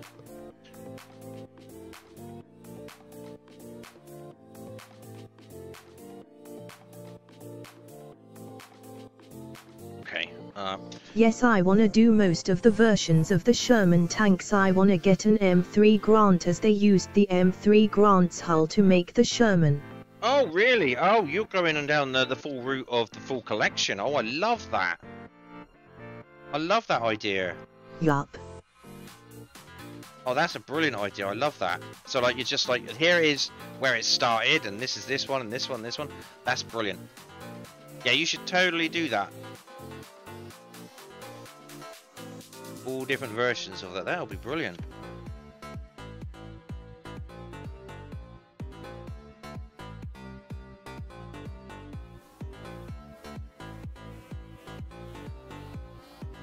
Is it difficult to find some of these versions, though? I would imagine it is, because they're not always like... Oh god, come on. Oh, you got... Oh, wait, what? How are you fitting in there like that? Oh, okay. Okay, this is... Alright, we were in a bit of a problem here, so bear with me. So what's happened is...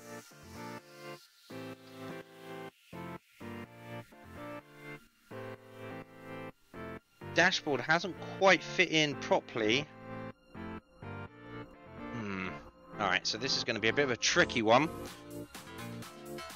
Right, so what I'm going to have to do is just... I hate doing this because the glue, when it dries shiny. Yes, planning the evolution of the Sherman tank and print out some history on A4 to tell a bit about what they did in the wars. Nice. Yeah, it's funny because I was... There we go, that got it. I think. No, needs a bit more. I was just saying that I always find it a little bit more interesting when the model that you're making has actually got some history or a story to it, you know? So I would make World War II aircraft before I started streaming things.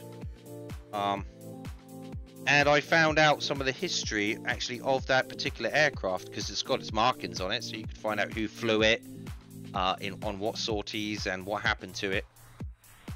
And I was just literally saying before you came in that it was interesting that, you know, models are always a little bit more interesting when they got a bit of a story to them. You know? Yes, there was a Schman crew in WW2 called the Red Devils, and yup, I have the model too. Nice! The Red Devils, I think I've heard of them, actually.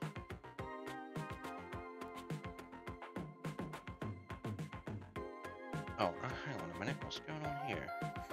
Yes, a famous tank crew. Yeah, I think I've heard of them. Red Devils. I don't know much about them, but the name sounds familiar. Oh, that's really cool.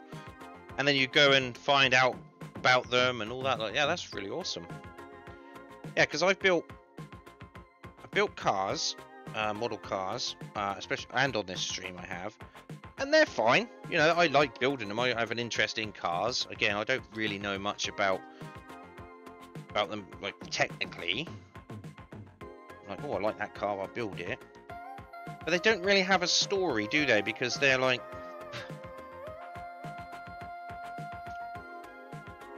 they're all the same. It's, you know, you buy a model car and it's like, say I've got up here, I've got a... what have I got here?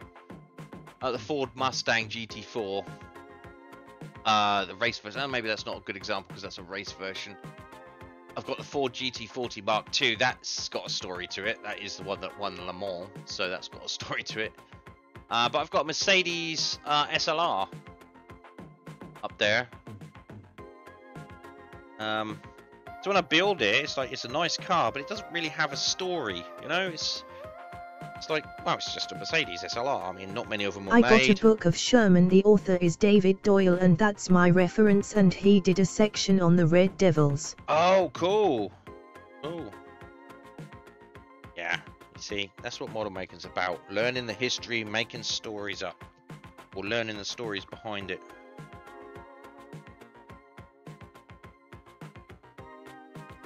That was something that James May mentioned when he was doing his Toy Stories. And he done a documentary on Airfix.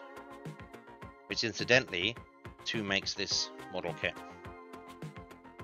And he was saying that making history come alive in our own way. Exactly. Yes, exactly. He was saying that you could buy the models of these airplanes or whatever it was that you wanted to make, and in the flyleaf of the instructions there was like a history of it, or where it came from, and you know, all that kind of stuff. So you weren't just making a model, you were learning about it too. Oh god, I need to concentrate now. This is... oh my god, the seat's gone on a walkabout of its own. Don't get glued in there. Right, so what's happened here? Alright, I got these other... it's here.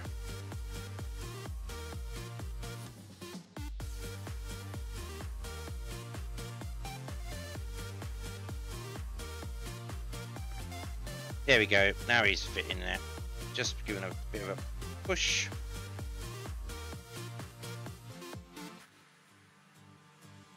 No! Oh, god damn it. There we go. There we go. There we go. There we go.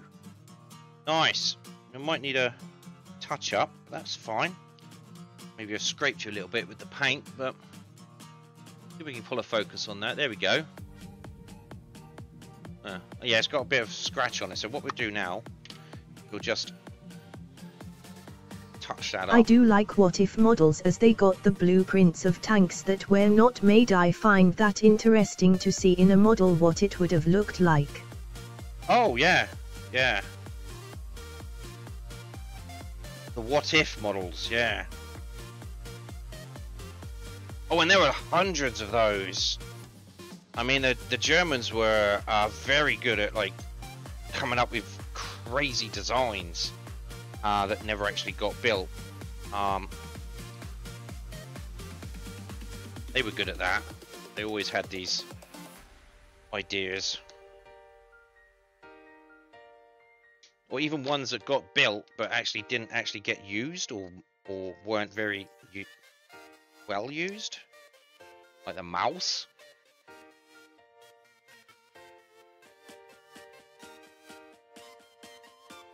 Do on Abe's, and probably never worked.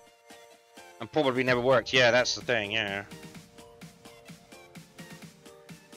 Well, that's why they didn't get built, because they didn't work.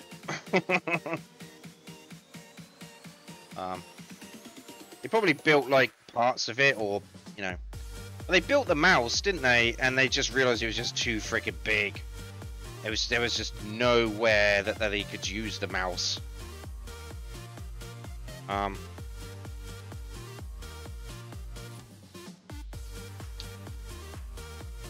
It's actually a real tank that was actually built, but just too heavy and too slow. I mean, yeah, it had massive thick armor, but could run the engine power vs weight is not an open-end thing. Happy smiley. Engine power versus weight is not an open-ended thing. No. I mean, it's like nature, isn't it? Things can only get so big. Social alien. Yes, and the one that did get made I thought was crazy was the Kugelpanzer, the ball tank, and yup, the Germans made that one. Oh, was that the Kugelpanzer, the ball tank, and yup, the Germans made that one. Yeah, they made a lot of interesting stuff. I'll give them their due. Industrious little fellows.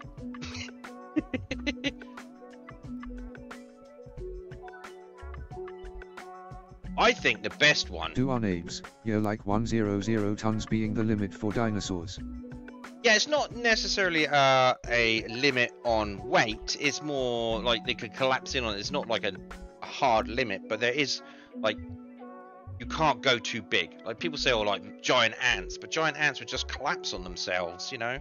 But yeah, like most dinosaurs are no more than 100 tons, because yeah, that's about as far as you can get without, you know, that'd be it. Right, we got 1, 2, 3, 4 seats. Social alien. But yup, they also had the Tiger, and that was a beast of a tank. Yeah, that was actually used. That wasn't a concept. They used that, and they used it well.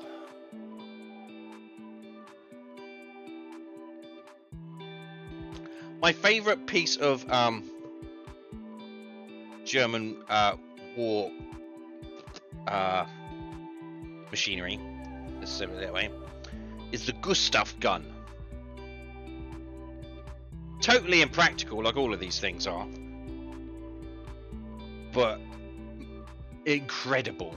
It was basically this gun that run on rails, and it was huge, like massive. But the problem is, if you found out where it was, it took ages to move it, and you just had to bomb the track so you couldn't use it, and that was it. It was sabotaged a bunch of times, I think, or the tracks were, so it couldn't be moved. But it could basically fire a projectile across the English Channel. It was incredible, but it just couldn't use it because it just couldn't move it around. But the Tiger was in a doable scale, big but not unwieldy. Yes, the Tiger was used effectively. Joanna knows a little bit. She's part of her history. Part of her history there. Where's my lighter?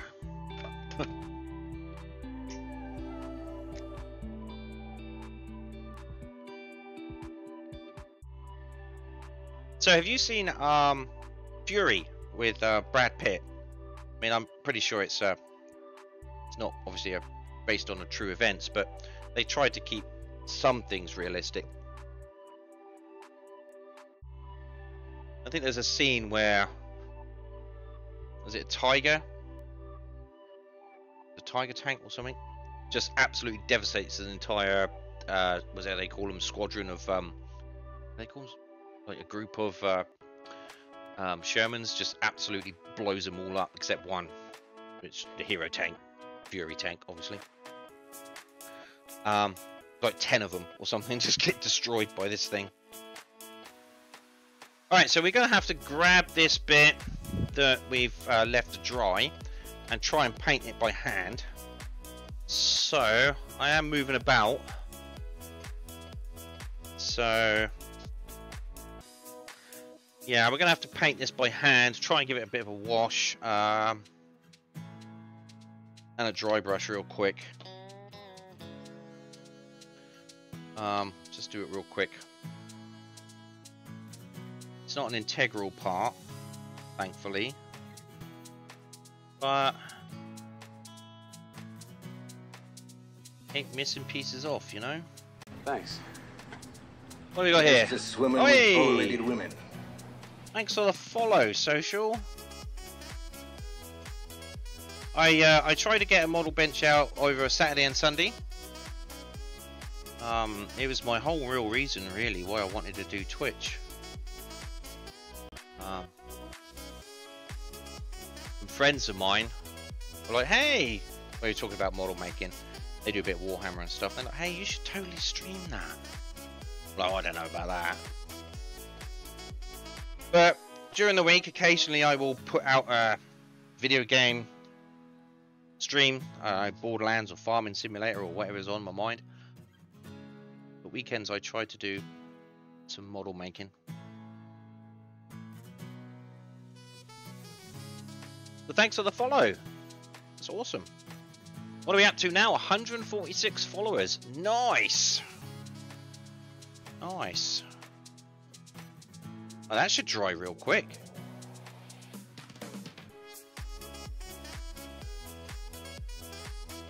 Yeah. I'm just going to give that a minute to dry. Tell you what I'm going to do. I'm going to run off and grab another cup of coffee. What is the time? 20 to 10. So, yeah, I'm going to grab another cup of coffee, go to the little boys' room and stuff. So, because I need to do that. And meanwhile, I'll be right back.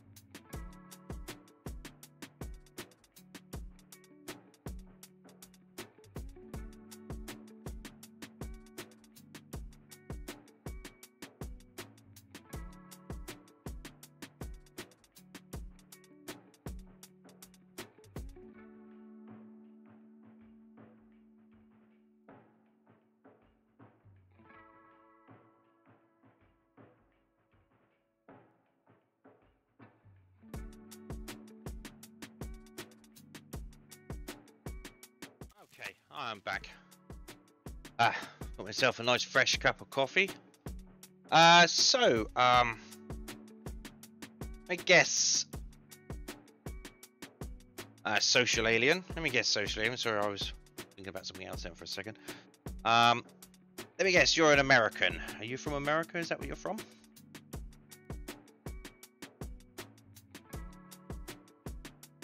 Social alien, nope. You're not an American. Oh, where are you from then? I just guessed that if you were making the Shermans, may have been an American. But okay, I stand corrected. My guess was incorrect.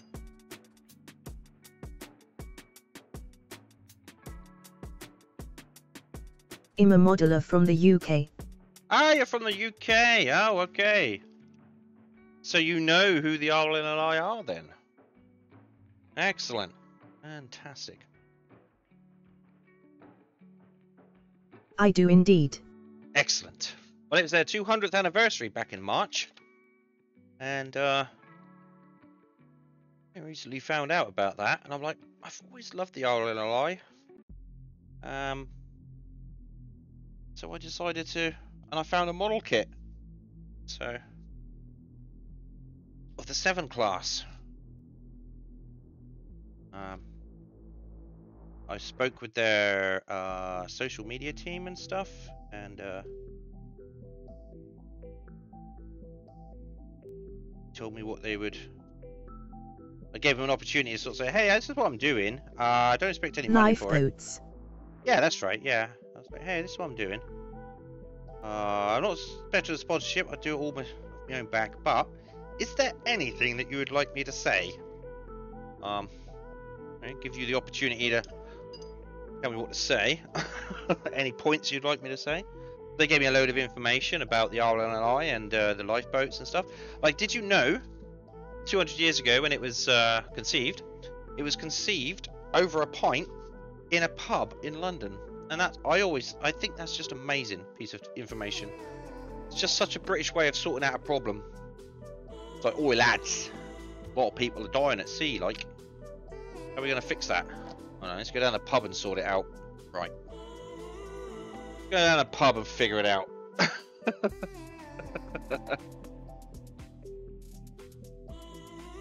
But yeah, 200 years ago, in a pub in London, it was all figured out, and that's where that's when they were born. They design and build their own lifeboats in-house. Yes, with a pint and a packet of pork scratching, and still do today, LOL. Yes, we do. Yes, I remember when I was I used to work in construction, and we used to have meetings at lunch down the pub. Just get down the pub. Didn't have pork scratchings. We would have a bit of lunch, but oh yeah, for sure. Oh, you know what? This meeting could be done down the pub, can't it? Yeah, it can. Let's go down the pub then. Gonna meet subcontractors down the pub. Alright, so let's figure out how this has got going. Where is it? Okay. Alright, so I'll figure this out. This is gonna be a bit of a trick. Yeah, they build and design all of their own lifeboats in-house themselves. Oh, funded by donations, which is absolutely fantastic. Right, yeah, see, this is going to be a bit of an issue. I don't know why they told me to put the dashboard on first, or whatever it's called, because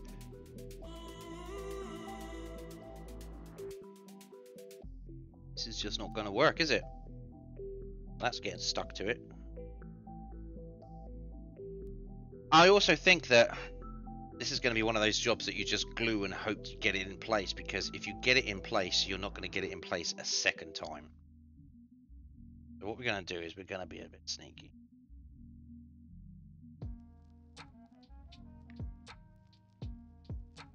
Just going to pray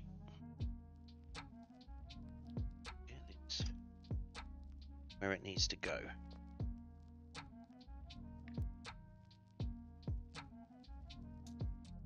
Nope. Might take a couple of tries, but hopefully we can get it in before the glue dry.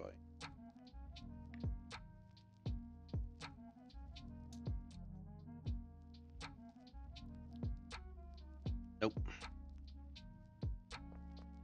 Now the glue is sticking with tweezers together, which is not good.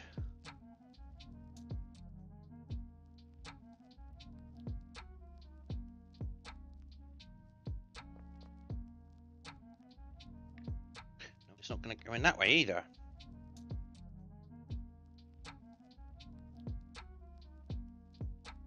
Nope.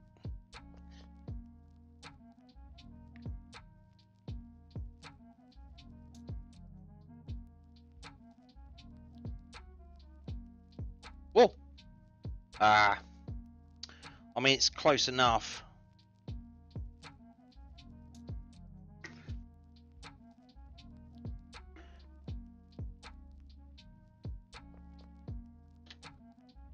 Not sure how I'm going to get in there to move that around now.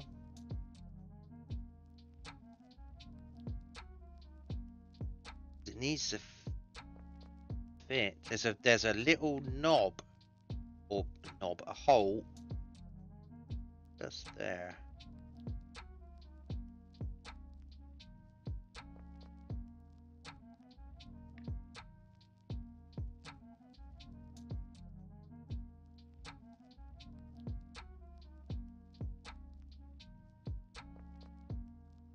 Get it? Can I attack it from this side?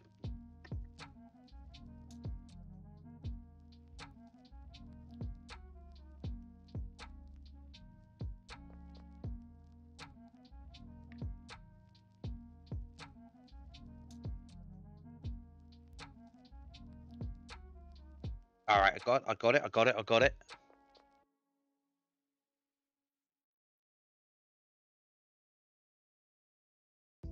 There you go. You might not be able to see this, but it's super fiddly in there. There is a little hole just in here where this side fits, and a hole in that side where that side fits. And I've got to hold it up with the toothpick while that glue dries. I have no idea why they wanted me to put the... I would never got that in if I'd kept that seat there, that's for sure.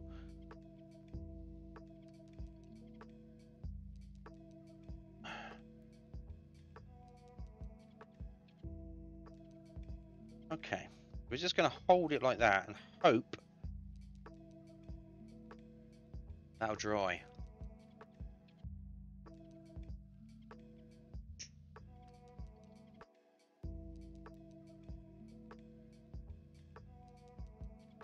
You might not be able to see it in there. Oh yeah, you can see it just in there, under the desk. Let me put in here. Look. Yeah. The little foot plate.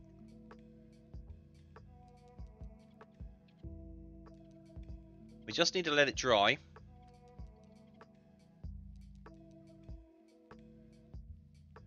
It will sit where it needs to sit.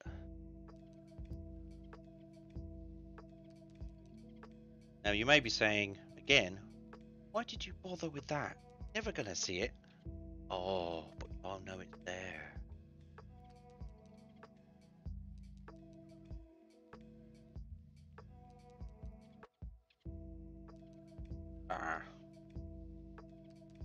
Something wrong here too. Is this the RNLI Severn Class Lifeboat? Yes, it is, yeah. Exactly what it is. I will show you the box art in a minute. Yeah. Actually, let's do that now. Put this down. Got this kit in my wish list. Good to see it being made. You got it in your wish list. Nice. It's this one. Oh, we got a big old blue bottle in here. That's nice. And that's the one. Proportion of the at least 160 goes will be paid in support of the RNLI. So you know, but yeah, it's the Airfix 1-72 RNLI Severn Class Lifeboat. So, oh, I'm glad you've got it in your wish list. Nice. I like the Shannon as well. The Shannon. Yes, the Shannon is the one without the crane on the back, isn't it? It hasn't got the crane. It's a bit smaller, as I understand it. Yes. Yeah. Oh my God, now I'm becoming an expert in lifeboats. I don't think so.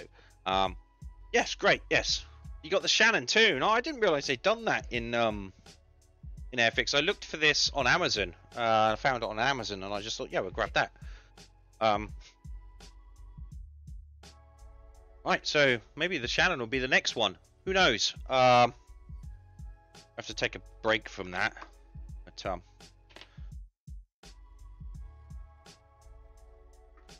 excellent. So that's dried in there.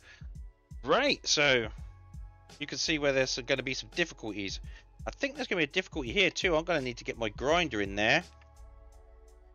Yeah, that's sticking out way too much. Look at this. Look at that. I'm going to have to get my grinder in there and try and drill out that hole. See if I can do that. Let that sit flush. So we're going to pull that back a bit.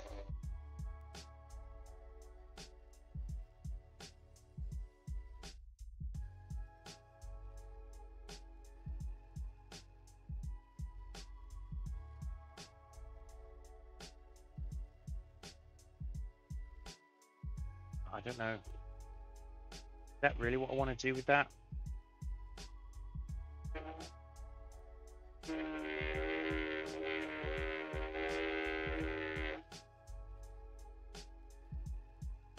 Alright, prepare for some drilling noises.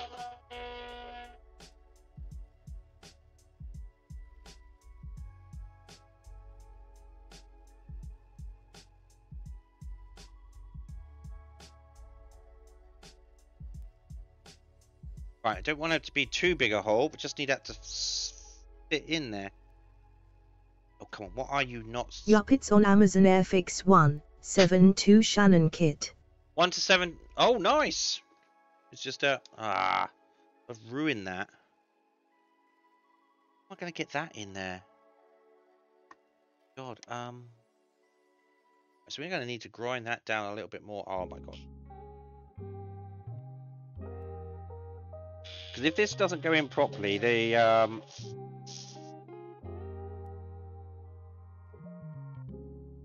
actual cabin walls won't fit on.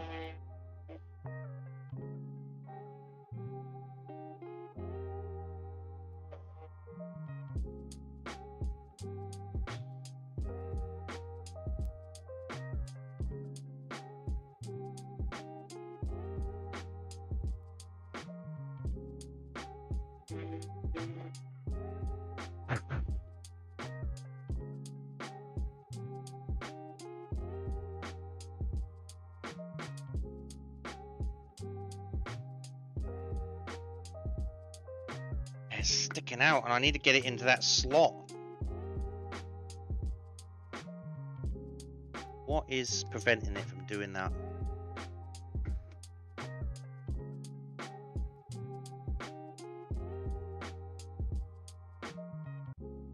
I don't want to be too forceful with it because all this whole area is pretty delicate. So what we need to do is kind of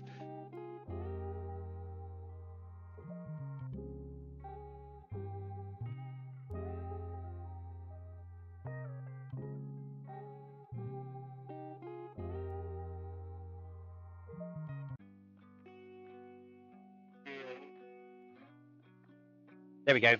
I got it. There.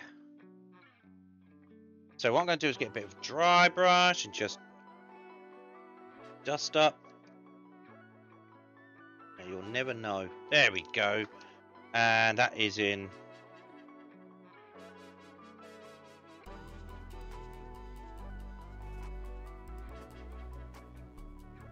What we do is we just drop a bit of glue down the side there and see if we can't. Oh, we need a bit more runny glue. This is the first time I've actually built a boat. You know, if you build a certain model type enough, you'll sort of get an idea of like build process, like the work in progress process. And when it comes to like building the cars and the airplanes, I've got quite adept at working out which goes where and at what point, at when. But building boats is quite new. Well, it's very new to me. This is the first one I built, and so I was like, ooh, gonna have to work out an entirely new work process. Instructions help, but if you're trying to paint it as you go along, it becomes quite difficult to follow instructions because they tell you to do stuff that you can't actually get to when you need to paint. Like 67.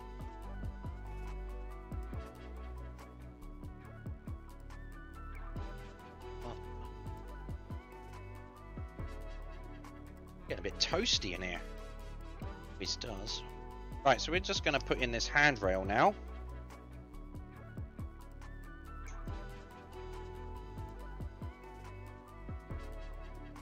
Excuse me a minute. There was a noise in the kitchen, and there shouldn't be a noise anywhere because there's no one here.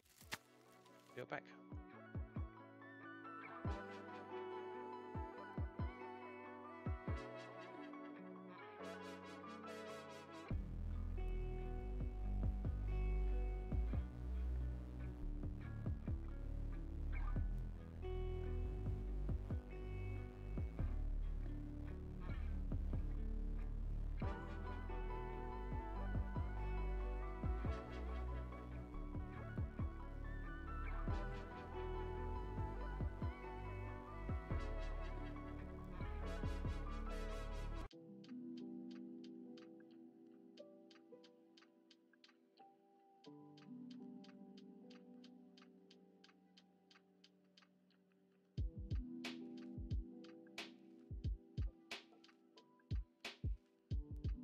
It's always very disconcerting when you hear a noise somewhere else in the house and you know that you're the only one in the house. What the hell was that? When I had cats, they used to make noises all the time, and I'd just be, oh, the fucking cats are making noises. Oh no. Kid's been outside causing a ruckus. Wait, what?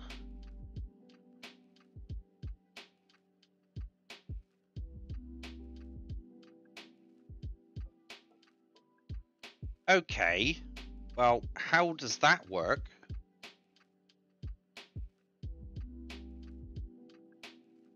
So I've got this handrail, and it says it goes in this hole. Let's bring that down. Bring it down, bring it down. It says it goes in this hole next to the footplate. Yeah, alright, fair enough. But I can't get it in there because the desk is in the way.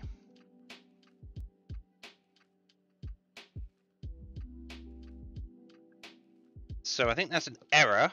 And that desk is in the right place. I know it's in the right place because of the snap holes where the support columns go. So I'm going to have to cut off the bottom of this and put it in myself manually. Which way does that? Yeah, okay. So there's got the holy crap handle facing outwards or facing towards the chair. I'm just going to have to just stick it onto the ground. Like that. Just... Oh, god damn you. Ah, god damn you. Don't get all that all over there. Oh my god. Yeah. Right, so we're just going to have to hold that there for a minute. I mean, I know you... God. Can't see much, but... This is a lot of what model making is. just holding stuff until it dries. Okay.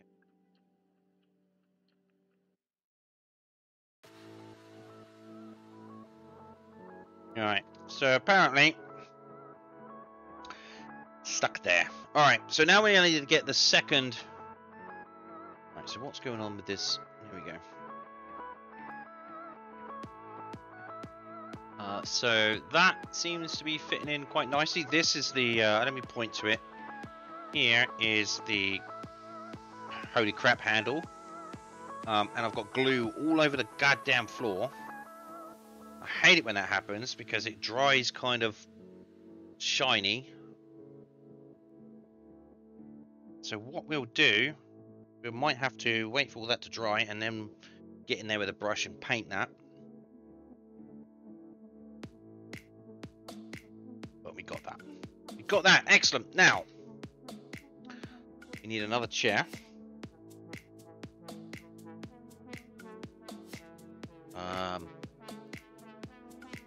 Oh no, where is the last?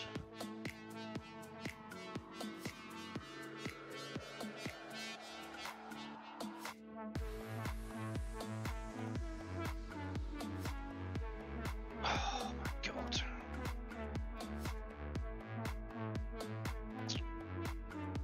One,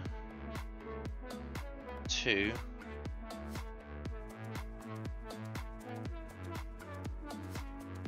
There should be another.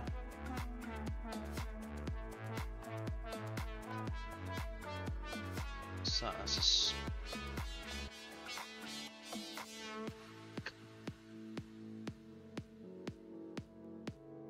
lost another piece.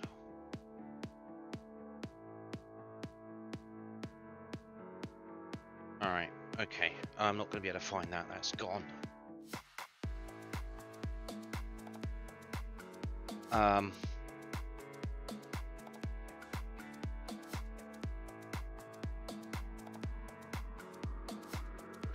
Not a problem. I can fix it with a bit of toothpick. We can do our own little fix here. So when I was pulling stuff out in order to spray it and paint it, one of the seat suspension parts came off the spool, but I managed to put it into a floor and hold on to it while I sprayed and painted it, but that has now gone. It is now gone. So what I'm going to have to do is, I mean, these toothpicks are about the right thickness. So what we're going to do is we're going to figure out how long that needs to be, and we're going to use that.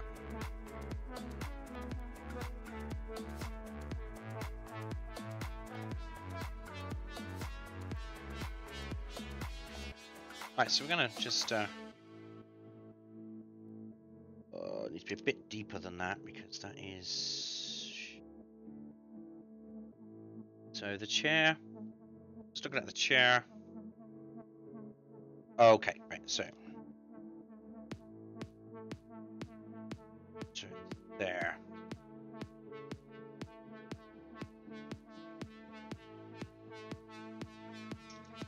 Okay. That back.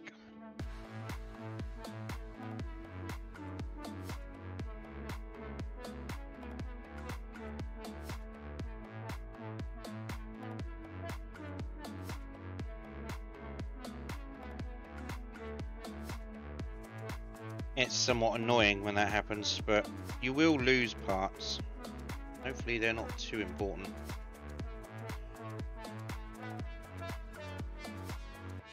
We're just going to put that in there like that. Hopefully try and get it nice and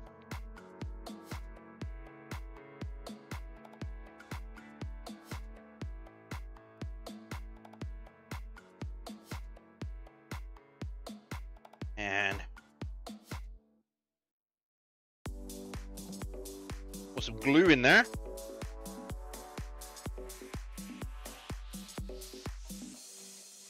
There we go. Right, that'll dry. Then I can paint that black. You'll never know. You'll never know that there's a bit of wood in there that shouldn't be in there.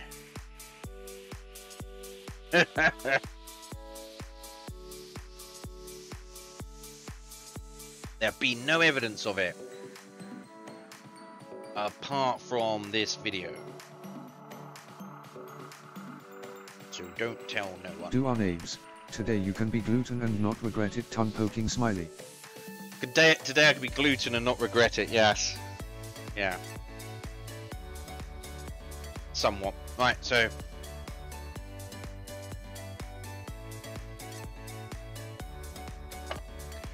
my challenge today is to try and get all the cabin internals done.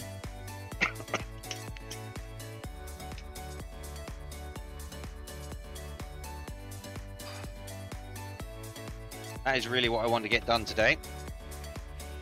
And we're not doing too bad. So we have 1, 2, 3, 4 seats in. 4, 5, 6, and there's 3 more to go. Which isn't going to be too bad.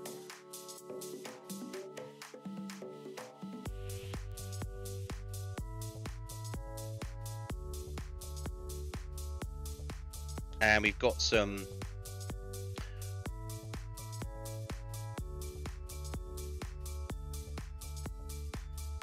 holy crap handles to put on. So that one goes in there. I'm just trying to figure out, because they're not necessarily the easiest. I see where that holy crap handle goes.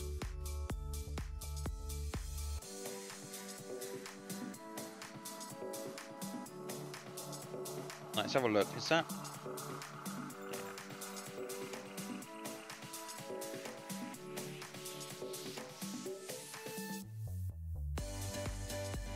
Right, let's paint that bit of wood black. That should have had its day.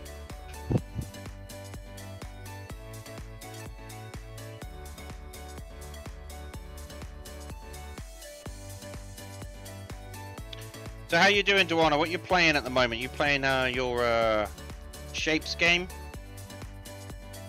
Or hasn't finished?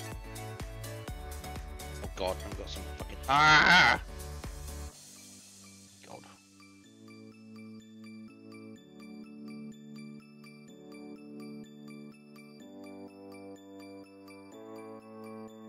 It still needs a little while to dry. That does.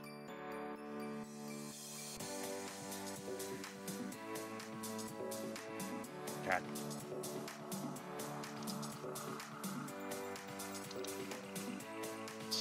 Glue on my brush. Go on that. Let's find a crappy brush.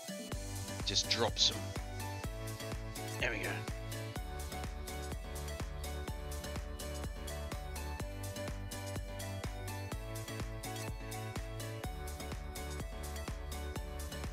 Oh god. Alright, you're just gonna have to leave that as it is all day. Wait for that to dry. You're not gonna see it at the back anyway.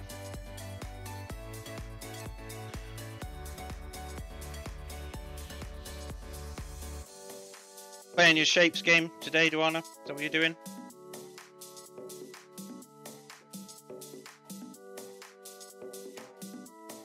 She's run off.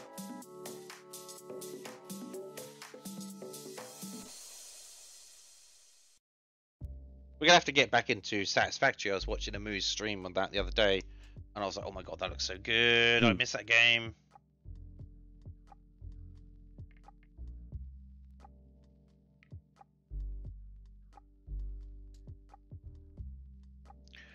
Okay, now it's time to just drop this chair in. This is where to get my tweezers on it, I suppose. Just drop that into that hole.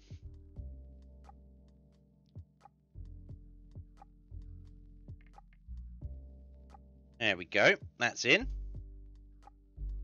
Now we just get the other chair. I don't have the energy for Satisfactory, really. Really? Even though they've made it so much easier and we've got those helpful build tools now. Okay.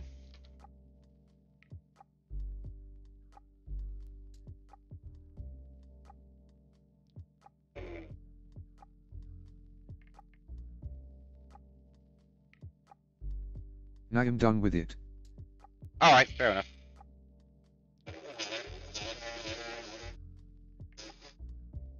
Right, that knocked out the dried glue. You're done with it, are you? Oh, that's a shame. I enjoyed playing it with you, I'm just saying. Oh.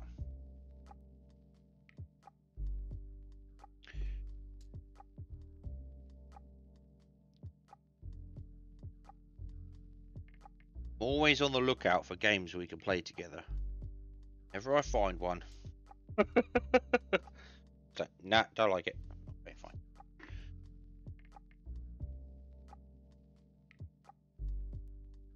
Right, so now we need to put this chair in nice and... don't you go wobbling around.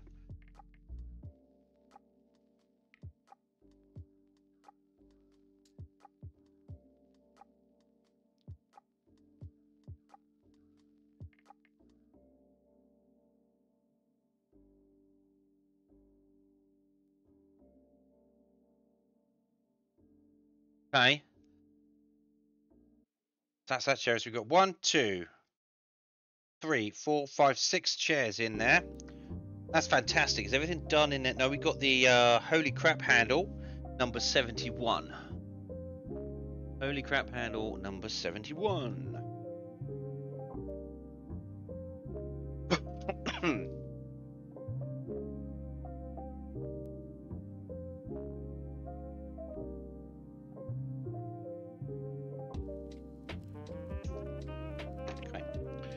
Alright, so let's have a look and see what this says I need to do with it. Alright, okay, so this is kind of... There should be a little notch. Oh, no.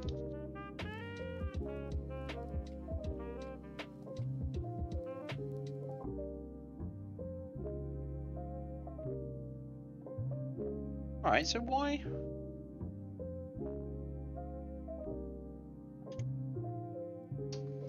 Why do you not want to fit in there like you should? Bear with me a minute, I know my fingers are in the way, but... something that's not quite right here. And I can't put my finger on it. But again, I know that dashboard is in the right place. It might be a bit too far to the right, but I know it's in the right place, but...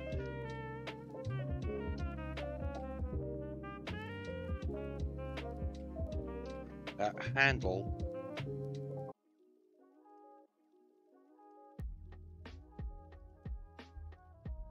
Well, it sort of sat in there, so that's what we'll do with it then. It sat in there on its own. It's like, this is where I want to be. It sat in here. What we'll do is we'll just glue it into there.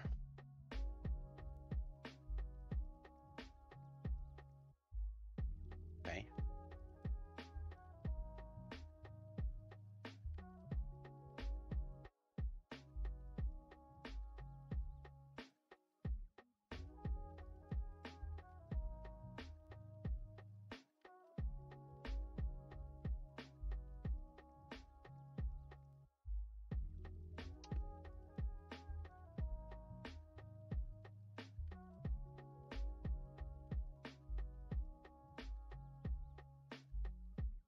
There we go. It doesn't quite touch the thing that it's supposed to touch, but it's close enough. I mean, I'm not going to be able to... Slight errors in the build there. I mean, what are we going to do about that? But it's where it needs to be. It's fixed to the side of that deck, this console here. And that's where it needs to go. So it's in the right place. It's just a little bit too far to the right. And there's not much I could have done about that because...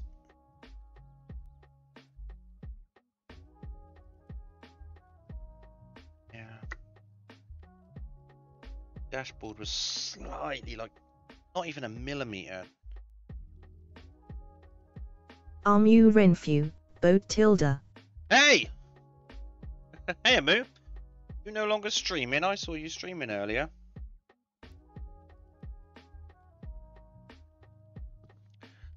saw that you were streaming, I just got up from my nap, and there was a message. Streaming. Oh, 87 is definitely the piece I lost. The holy crap handle I lost. Yeah, I remember that. That's gone. Definitely gone. So we've lost two pieces. Got most of the side content out of the way. Oh, did you?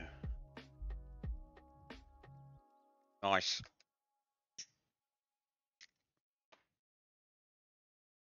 Right, so we're missing a holy crap handle.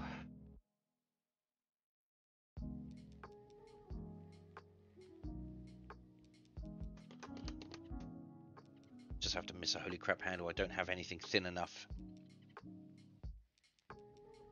to represent it.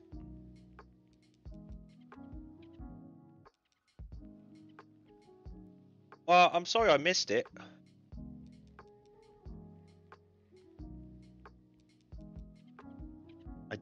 I do like seeing your Horizon Forbidden West streams. It just means I'm gonna have to wait a little bit longer before I play it on stream myself, because otherwise I'm gonna,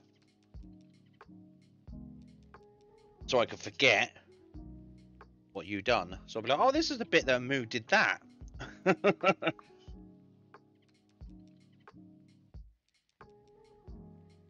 Spoilers. Such a good game though.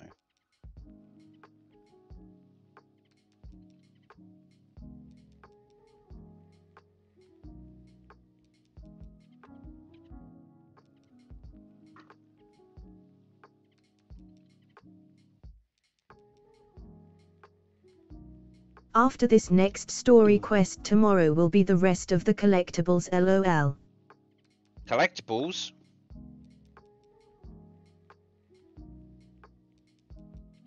Don't you start fucking moving around. Sit on there. Stay there. That's where you belong. No, you're doing it again. I told you. Stay there. That's where you belong. That's where you live. Do a bit of a push.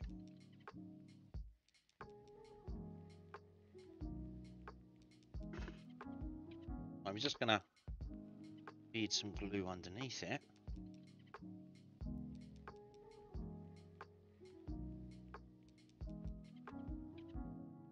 Well, I'll have to try and catch you tomorrow. Depends what time you do it, because that was quite early for you.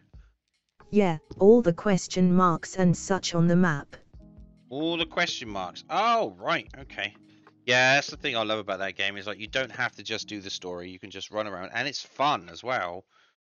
Like you run across. I used to love killing the Thunderjaws. Just couldn't stop killing Thunderjaws. Whenever I came across one, I was like, yeah, that needs to die. Because it's so badass. Okay, so that's that. I haven't put in this chair yet, so we need to put in this like fluorescent box thing.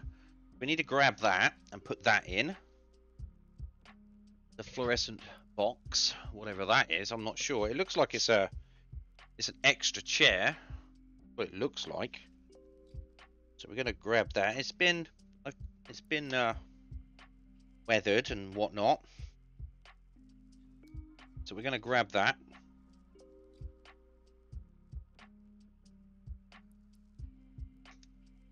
Yep. And that sits just behind here. So not sure what it is. It looks like it's a chair of some description. So we're just going to put some glue on the bottom of it like that. Like so. Grab the tweezers.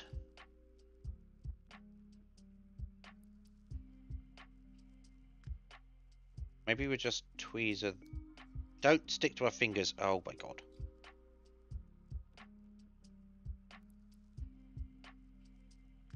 No.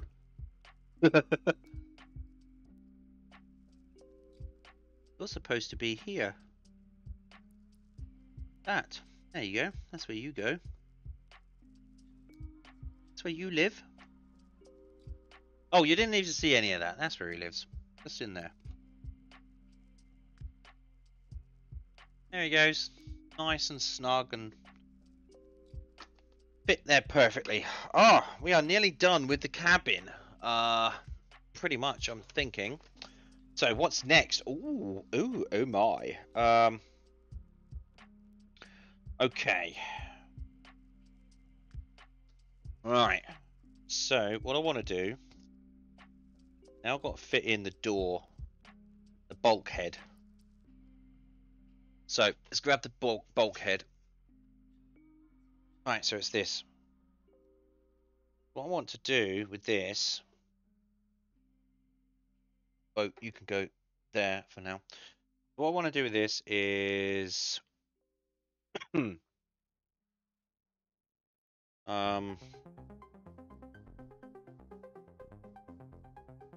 it's got to have glass panels in it. So what we're going to need is we're going to need to find those glass panels. And let's have a look what glass panels they are. 94. And 81. So let's find those. 94 and 81.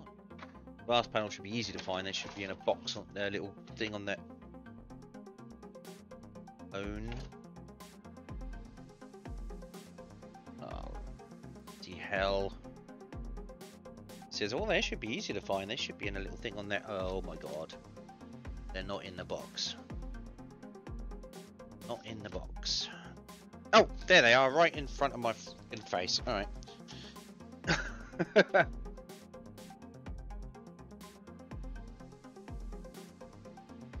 I think I pack things away. That's the thing. I think I pack things away. And I miss things. Right, so 94. We need number 94 here. So, let's grab... I'm a bit scatterbrained today for some reason.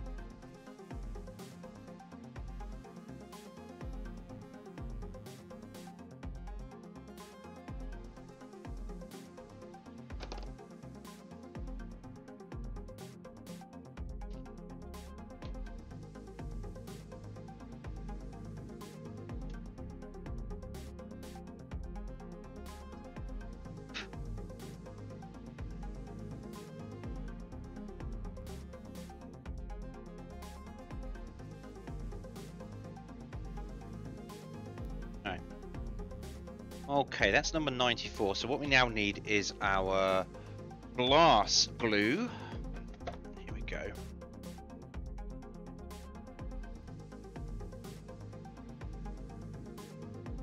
And I'm going to get a separate piece of masking tape to put that on. Put that on up here.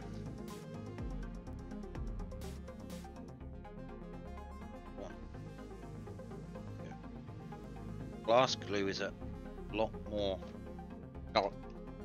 gloopy than normal glue.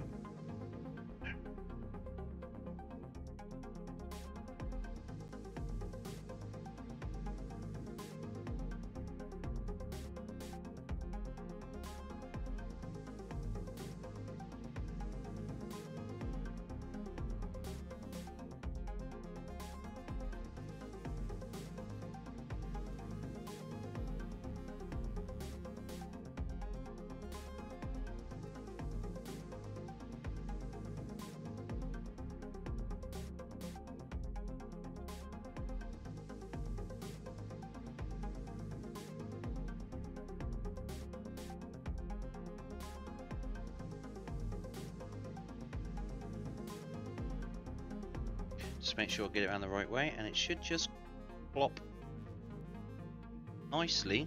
Oh god, now you've done it.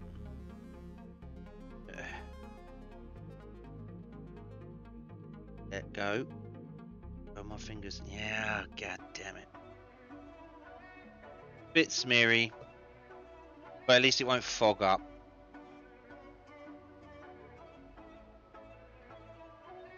Alright.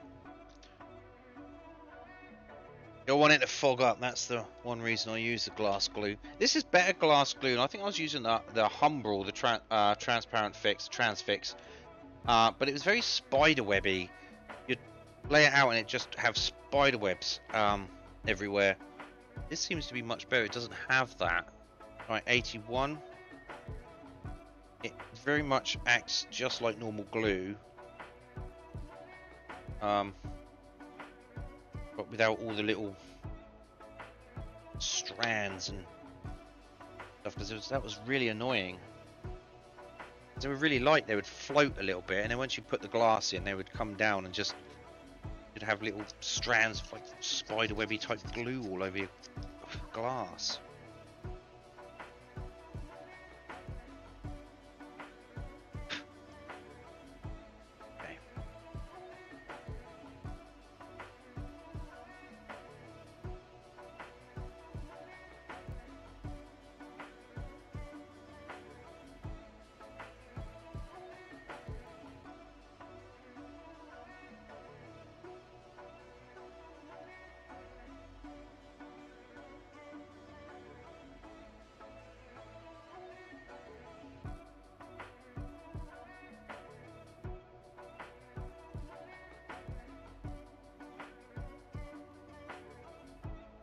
Yeah, I put way too much on there, didn't I?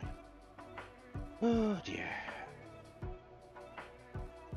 One of those days. Just go in the hole, god damn it.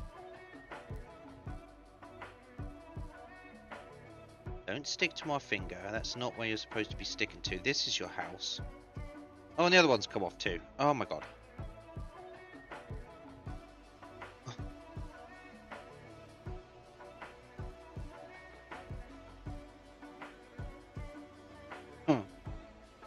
Alright, well we got those in.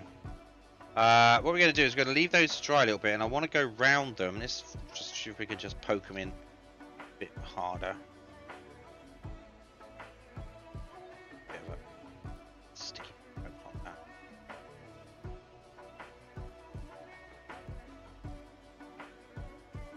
No, that's fine.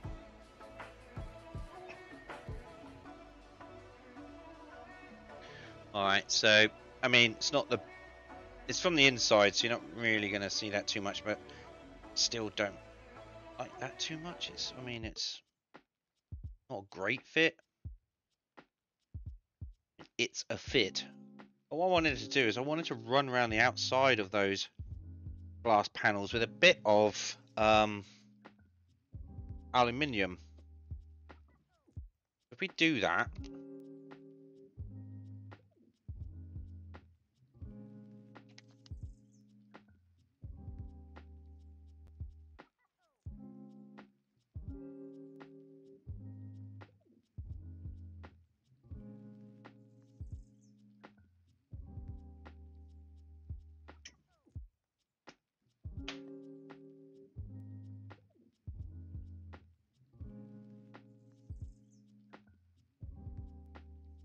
okay, so you can see the glass panels in there. What I want to do is I want to just give them like a, almost as if they got a bit of a frame around them. So we're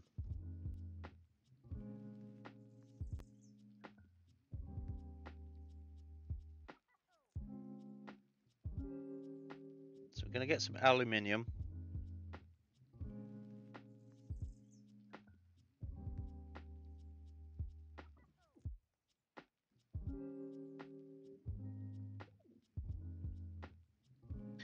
We're not going to take any breaths. We're going to hold our breath as we do this.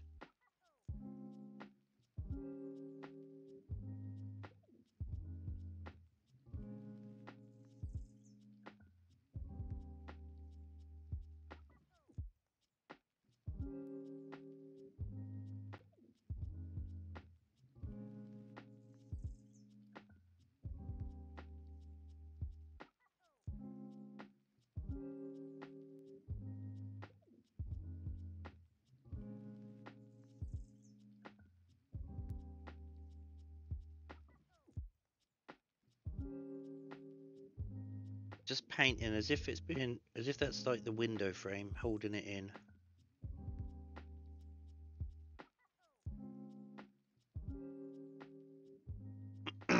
I know it looks white, but as the light catches it, it's definitely aluminium.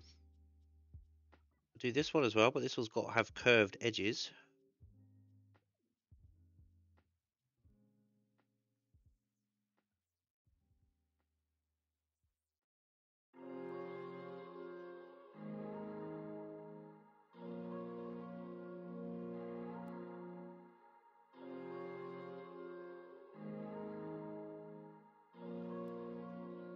Maybe a bit thick, but that's fine.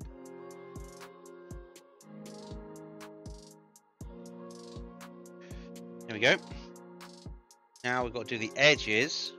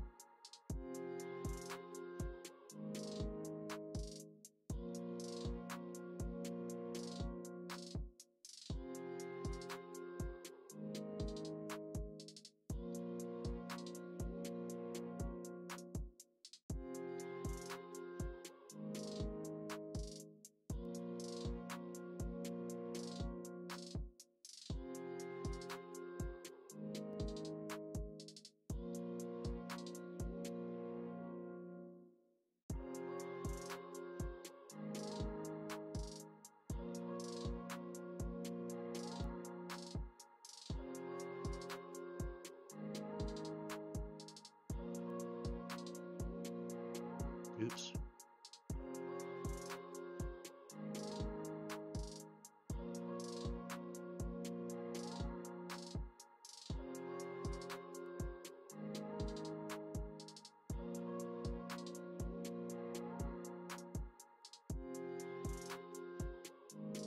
There we go.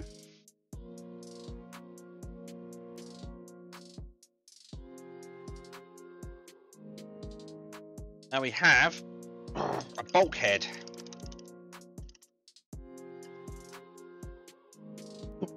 Oop, don't knock my mic off, will you? Right, so now we've got to get the bulkhead in.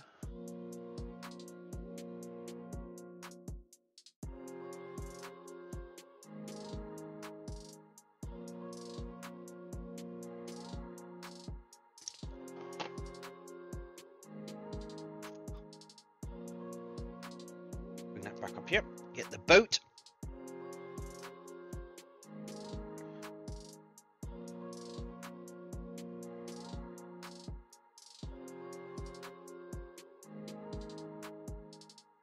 Alright, so what I'm going to do is actually snip off these connecting pins, these guide pins. I'm going to snip those off like that.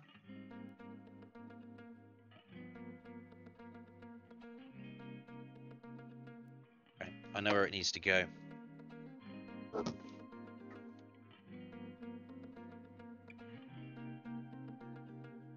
Oh, is it? Wait, which way round?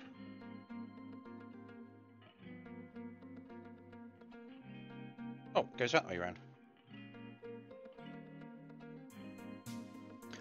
Ah, okay, so we did actually stick the windows on the wrong side. Okay, so we stuck the windows on this side. When there's, you see that between those two windows here, there's a little connector there. If you turn these around, oh God, turn this around, there is actually a little connector between these two windows. So they should have went in that way. Never mind. I mean, I was wondering because it looked better that way. I mean, that was a really good, it had lots of detail and stuff in there. So I was like, so we got it around the wrong way, but that's fine.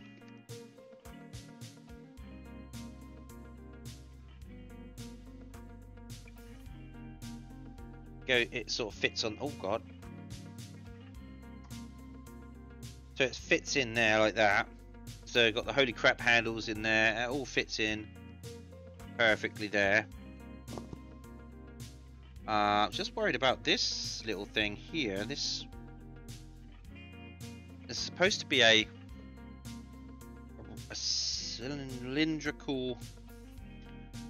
That goes in there. Right. So what we'll do is we'll glue that in. Some more glue out.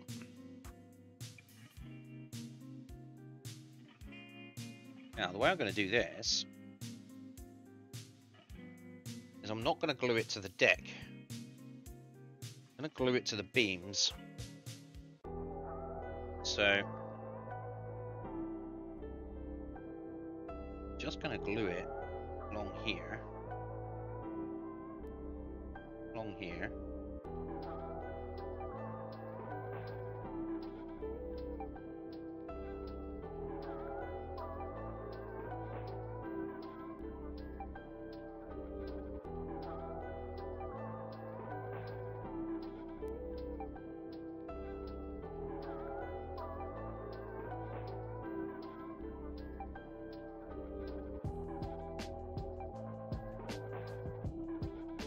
I'm not gluing it to the deck, because what I don't want to happen is the glue to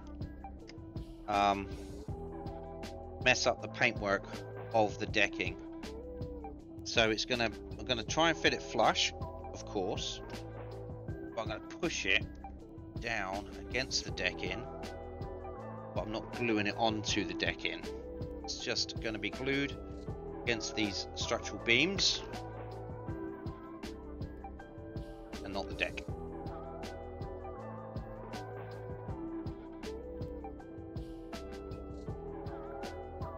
Gonna drop some glue under there. Oh, I'm gonna need some more.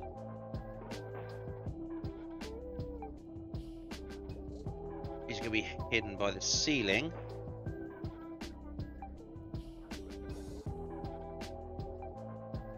Right. Good. I mean, it looks alright. Well, it looks alright. That's the bulkhead, but this looks way better on the inside. We can pull a focus on there.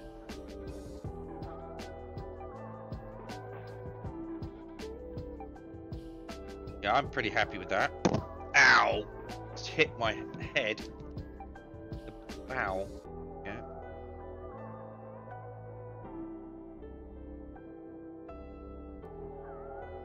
It's awesome. I like that. I have to take a couple of pictures of it to put on Twitter and Facebook. We're getting there. There's a few more things to put out and we're done for the day.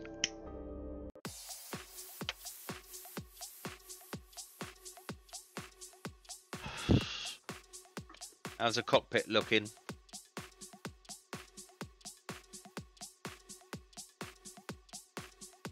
That's really good.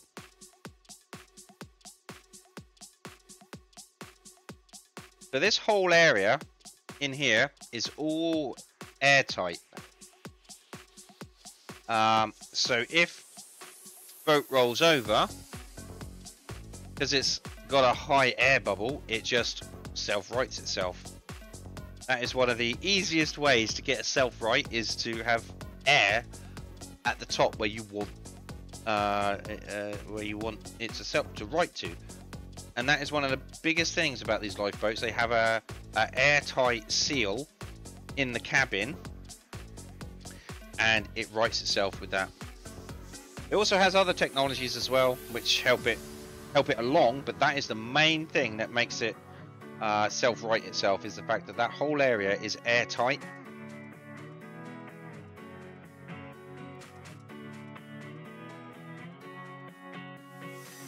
And allows it to bring itself back round. Also, it's got a low center of gravity, so the engines are all in the bottom right here, down here.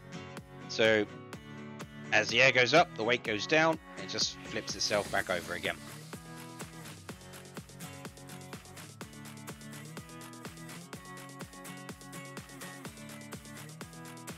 all things being equal,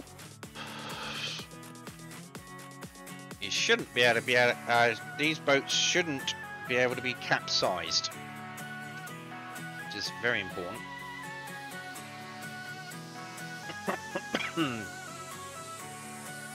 I say with all things being equal.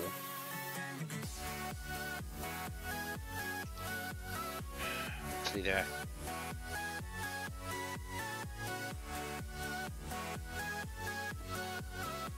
Oh, jeez, look, that just doesn't fit.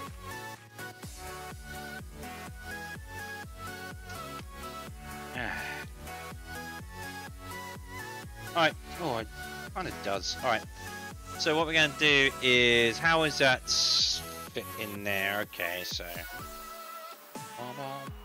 Uh-oh.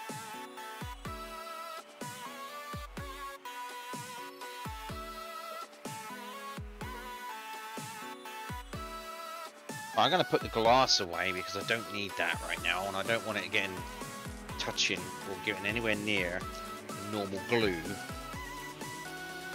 There's glass on the flying bridge and on the windows. I don't want all that lot to get fogged up.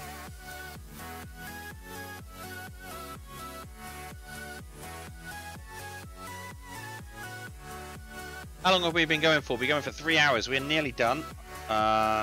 This is my challenge today, is to actually get the cabin complete.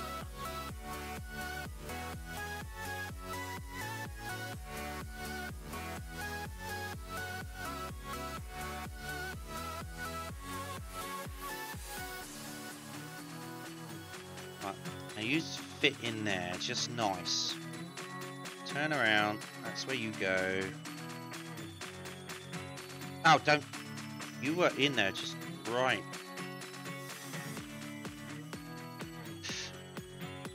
Okay.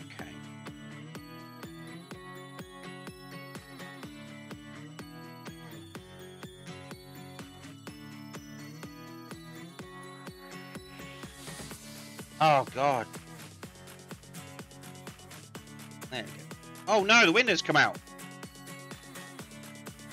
Alright, we're having a bit of a disaster. Maybe need to take a bit of a breath.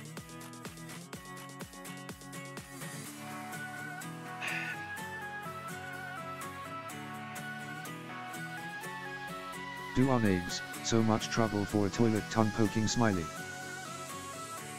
So much trouble for a toilet? That's not a toilet.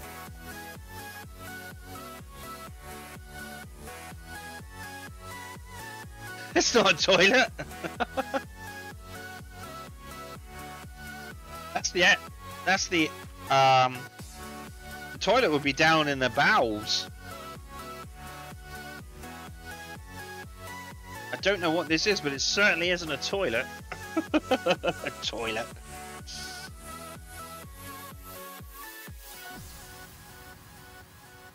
The toilet will be down in there. Down in there. This bit, because this bit here is all open to the elements. So you wouldn't have the toilet there. That's, you know, that would be ludicrous. You'd have the toilet down in the bowels. It's down in the... Nope, it's a toilet. Inside would stink up the whole boat. P. Inside would stink up the whole boat. Well, I mean, I don't know about you, Joanna, but we have progressed quite a way when it comes to toilet technology. Insofar as we can flush... the stink away into tanks. They've actually got down in the bottom here. They've actually got like beds, bunk beds, and things like that, and a I would say living quarters, but they don't really need living quarters because they didn't, you know, just let's say a small amenities. So they got beds. Bunk beds and a lavatory and almost like a small kitchen down there, I believe. I'll have to have a look on the thing, but right down in the bowels of the boat. I think that's for like prolonged rescue missions, because what they do is they obviously do the rescue mission and go back home. They don't stay out at sea for days. But I think for prolonged rescue missions, they might need someone like that.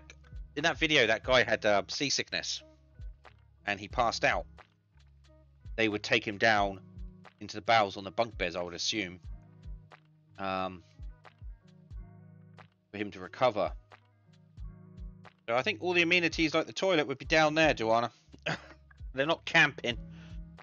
I think the last thing you want is to be sat outside on the deck that could get washed with water when you're trying to do your business. So, alright, so what we're going to do is we're going to do a quick wash of that. I think we should be able to do a quick wash of this. Well, we're going to, I mean, this barrel, or whatever it is. I mean, it certainly isn't a toilet, but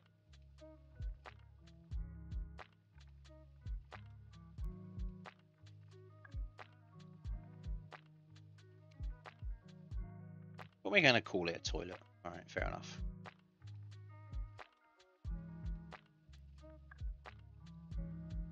We're going to call it a toilet.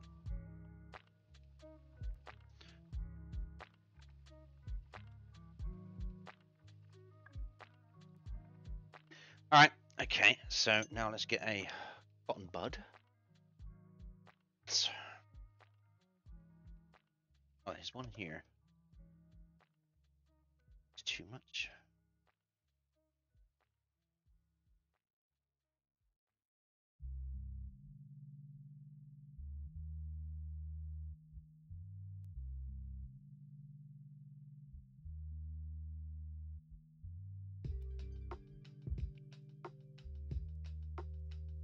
Excellent.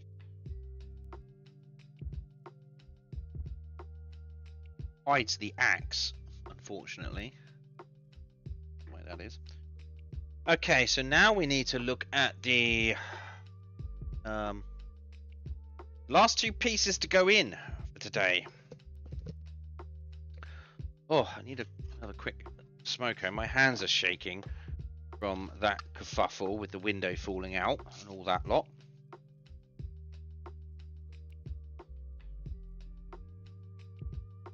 Just gonna see. I don't want to do that on camera. God damn it. There we go. Let's switch camera.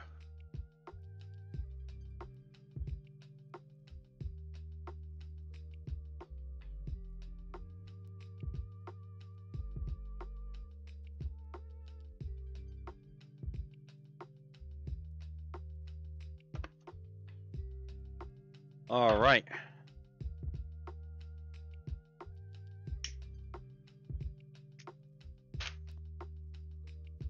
Oh, been a day. It's been a day. Oh, we do actually have one more thing we need to put in there. So it's three things we need to put in. We got to put in 2 external walls. And a, what did you call it the other day, Amu? Some kind of cleat. That's it, a cleat. Got to put a cleat in.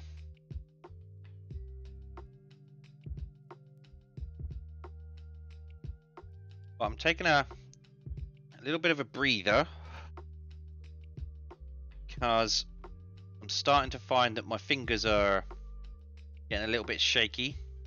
And I'm starting to make a few errors, so it's almost time to finish. I do want to get these last 3 things in, and then that's the cabin done.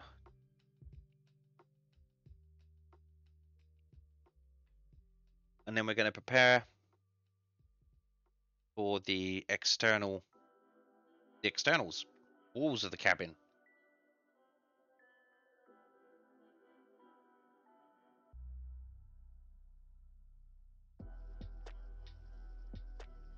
That's going to be awesome.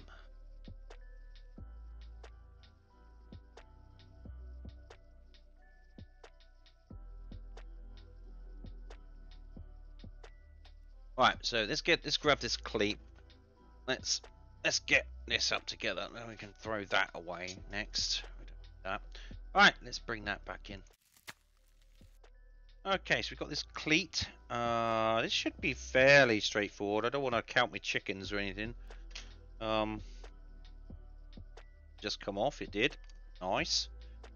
Right, how does that go on? It goes on sideways. Okay, so it sort of fits into there. Right, so what we're going to need to do is maybe open that hole up a little bit more. That's fine. We got our Dremel here.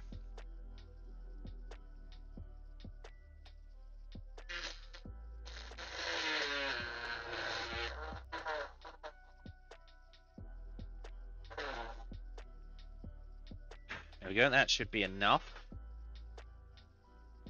And that should just... yep, it fits right in there perfectly. We're just going to glue that.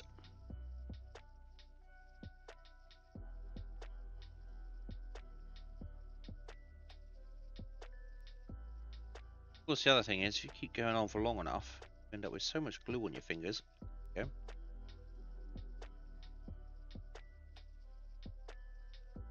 Get it straight.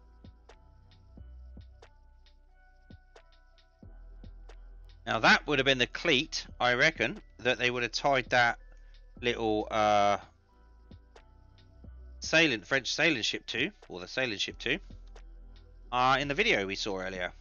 I reckon that's what they would have tied that to, in order to try and tow it back to shore. Yeah. So, I'm thinking that the reason they did that is because the seas were so bad that it was too risky to transfer the sailors on the that needed rescuing onto the lifeboat itself. So I'm thinking they just threw them a line and tried towing them back. But obviously, as you heard from the video, that was a race against time, because the little sailing ship, the sailing boat, was taken on water quite considerably. So if they could keep the occupants in there and safe, they could tow them back. But as it happens, they had to call out the Coast Guard.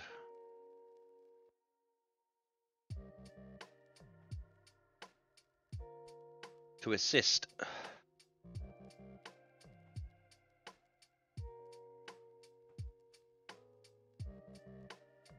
But at least they were there, you know what I mean?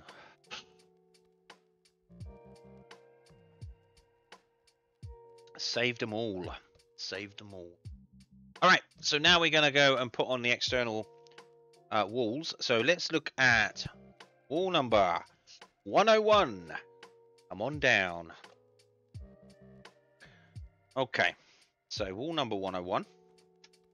Let's...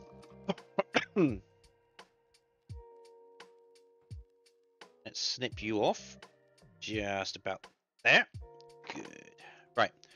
So now that should fit in to there and to there. It's not quite fitting. It's just slightly too far back.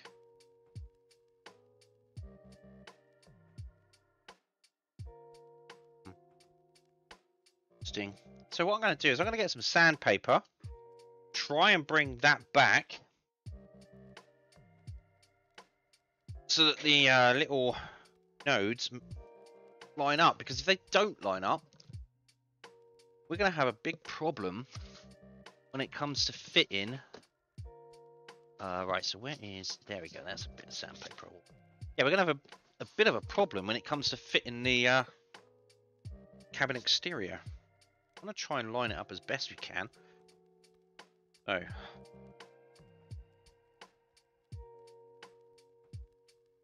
maybe do I need something a bit coarser, because it's like... it's not even at 0.5 millimeter, so...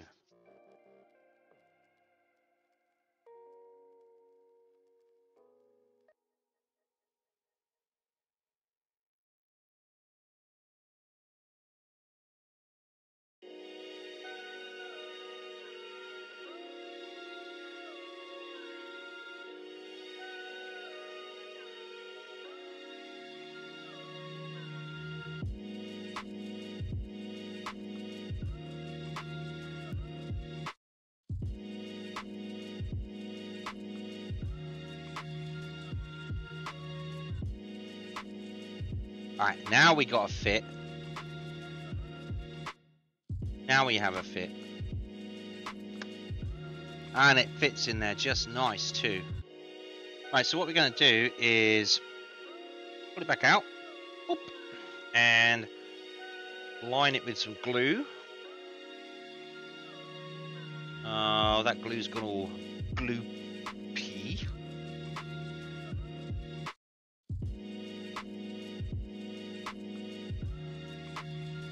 Surprised what a difference a quick sand will make.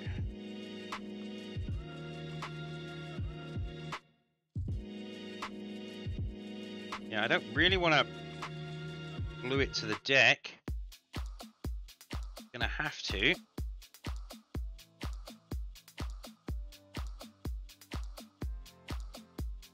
Just not with as much glue. Right, there we go. Right, now let's put it back in. Should just fit straight in. There we go. And that sits on there. Like so.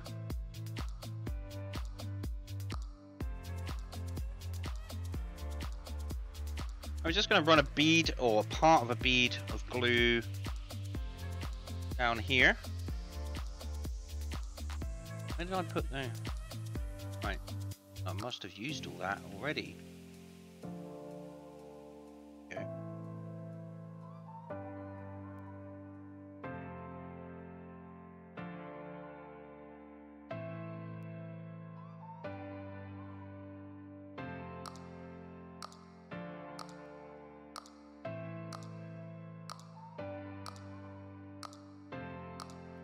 There we go.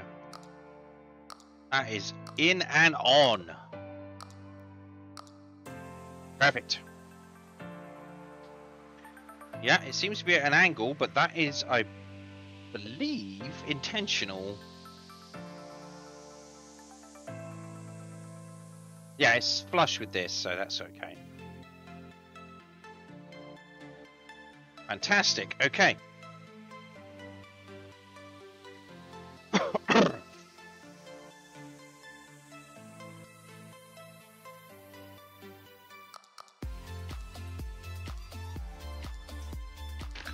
Right, so this is the last piece, and oh yeah, it's slightly off again. So we are going to need to sand it down a smidge. That's one side.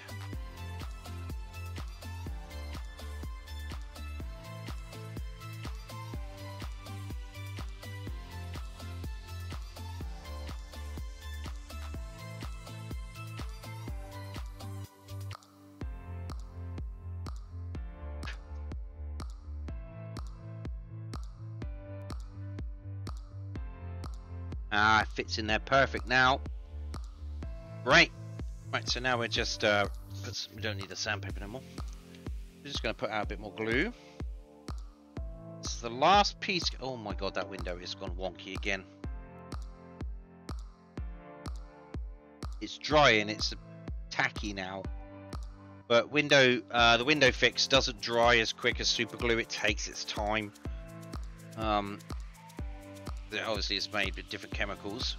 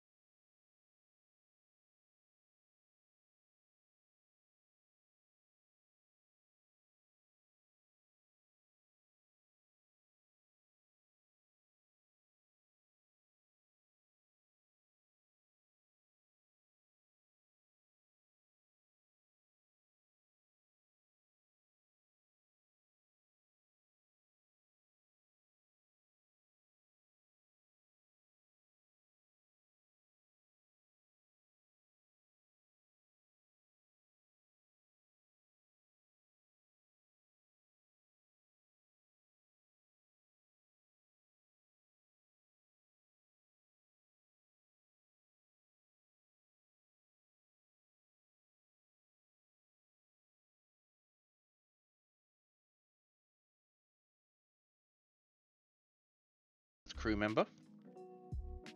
We've got all the HEH handles, or the HEH, holy crap handles. They're all in.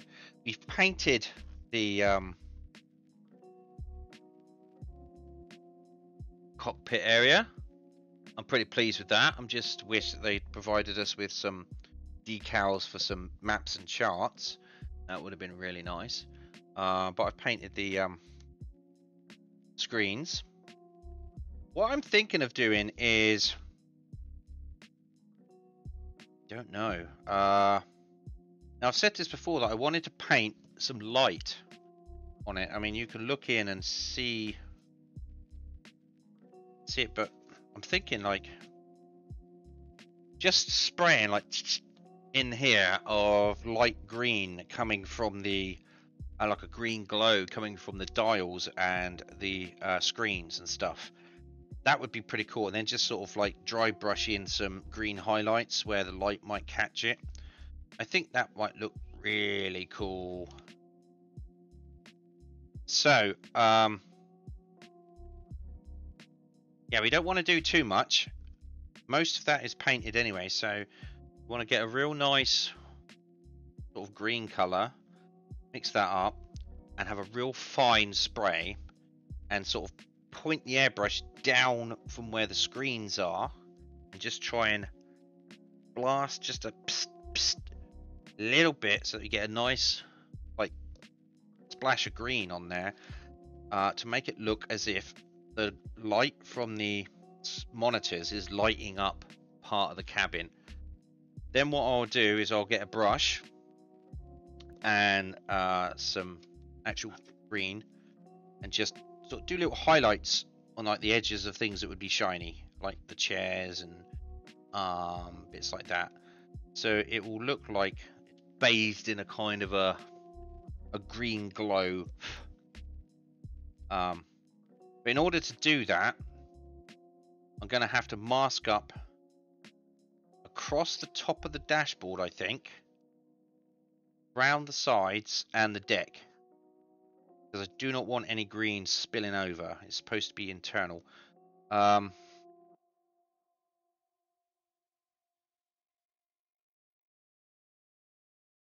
Before I do that, we're going to need the sides on. We're going to need these sides on, because green would also flash on the walls. Don't have to put them on though. We can paint them, temporary fix them with tape, then spray it. Then we can put the windows on, because otherwise I've got to mask the windows up as well. So okay, well that sounds like a plan. I'm going to give that a go. We're going to do some testing on that. I'm going to get some, make sure I get the airbrush to spray just right. I'm going to find some old bits of plastic and just kind of spray it on and see what it looks like. So yeah, I think that's going to be good. But what we'll do tomorrow is we'll at least prepare the external sides. So let's have a look, see what we got here for tomorrow. So we're here now. This down a bit. Sorry, it's all wobbling around. So we're here, we've just done this. So the next thing we've got, so here's the roof. Again, there's some more, looks like there's some more consoles, things on the ceiling on the inside. And then obviously we've got the cabin sides to go on, front, and all this lot to go on with the windows in. I want to put these on before I spray the outside orange, because in case they don't fit, I can fill sand until they get a nice fit. So I'm suspecting they won't fit perfectly, which means there's going to be a lot of masking up, which is fine, just the way that works. Again, what color is this? 22. Color is 22. White. Okay. White.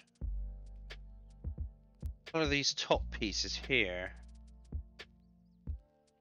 given me a color. Is there a is there a color chart I can? So it's always I'm just preparing.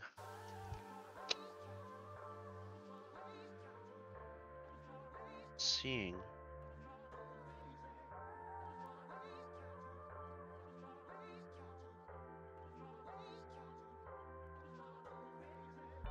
Not seeing a color for these parts.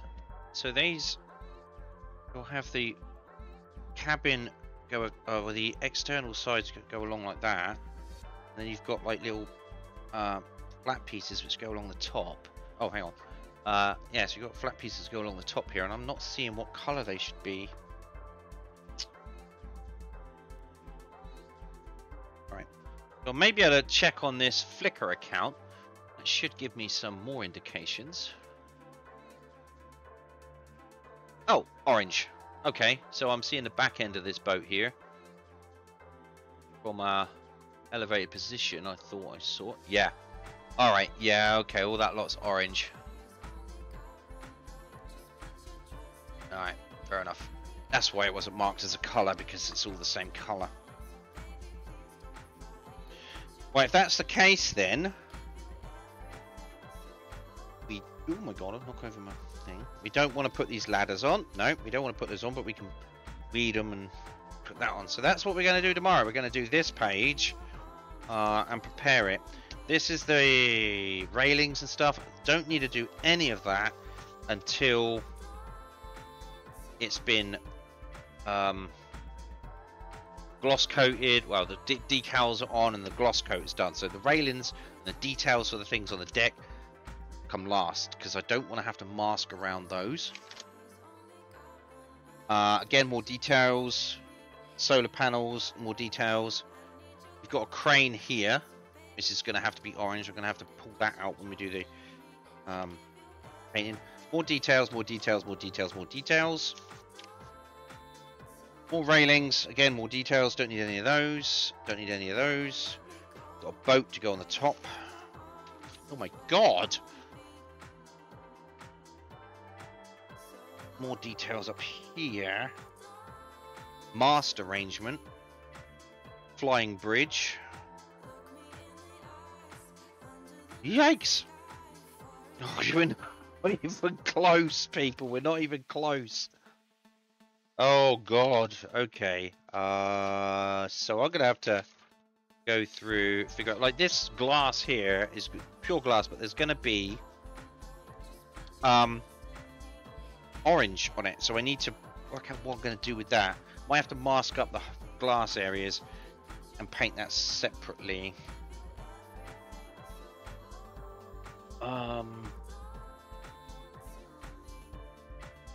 Right, so that's fine. We just have to figure that out as we go. But tomorrow, this is what we're doing tomorrow. This page, repairing. We're not actually going to fix it to the boat tomorrow, I doubt. Oh, we might be able to. That might be a bit too far. We'll see, but that's what we're going to work on tomorrow. Fantastic. All right.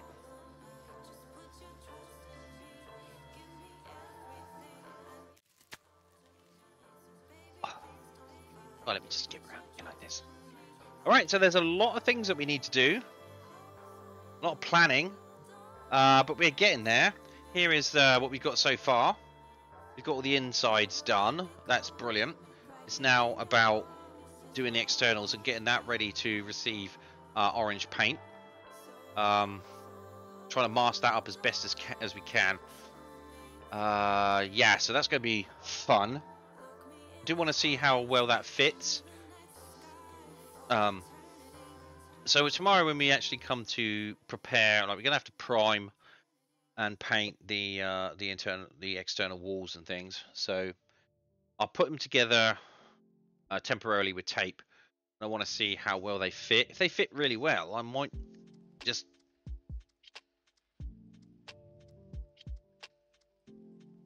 we'll come on that tomorrow. Whew. But that's been a good stream. It's been 3.5 hours. I've got everything done that I wanted to get done. So yeah, it's been absolutely fantastic. So I want to thank everyone for coming out and joining me. Thanks for the new follows. We've got Social Alien followed me today, so we're now up to 146 followers by the seams of it. So thank you very much, Social Alien. I hope to have a conversation with you more in the future about some of the things that you do, and I do like to have conversation about model making and stuff. So it's very interesting. You're the second person that's come into my stream who has made tanks. So maybe not the next one, because the next one I'm doing something for that's special. But we're going. Maybe have to buy a tank. Buy a tank. Don't know what to buy though. I don't know what to buy. Still got some money left over from Aria, who gave me a fantastic donation of $100 the other day. I got the mask. Got some masks and some airbrush cleaner. So I really want to thank Aria for that wonderful donation. So I may be able to use some of that to buy a tank kit. And give that a go. I mean, that would be fun. Get a nice big one, you know. So there's lots of details and stuff. So yeah, I'd love to talk to you more about that, Social Alien. That would be fantastic. I do love fellow model. Again, thank you to the RNLI for providing me with lots of information. The thumbs up to their approval in doing this, and also the permissions to show the videos. We're going to try and raid out now, I think. Let's see if there's anyone running. No, there's not. There's no one running. Have we got anyone here that we can show? Last time I raided out on a model stream, it was just sat there on a 3D print, not doing anything. The print had finished, so yeah, I might give it a miss because I don't know any of these people. I don't know what they're building. Building Lego until I die. 4 year streams. I hate this song. So, oh no, go away. I don't want that one. No, that's a 3D print one. Oh god damn it! Trying to find a good one to sort of raid out to. Is that a Lego stream that I just saw?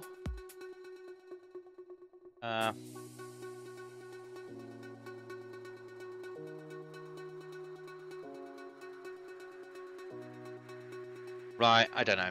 I don't know who to raid out into. Don't know enough of these people. I think we'll forget that then. We'll just say goodbye and call it a day. Unfortunately, Amu has finished her stream, otherwise we would definitely raid out into Amu. Oh wow. And Screaming Doggo's not on. There's a Screaming Doggo. So thanks very much, everybody. I want to thank you again for coming out. Really do appreciate it. And until tomorrow, or until next time, let's not make any definite plans. Till next time, I'll see you later. Bye.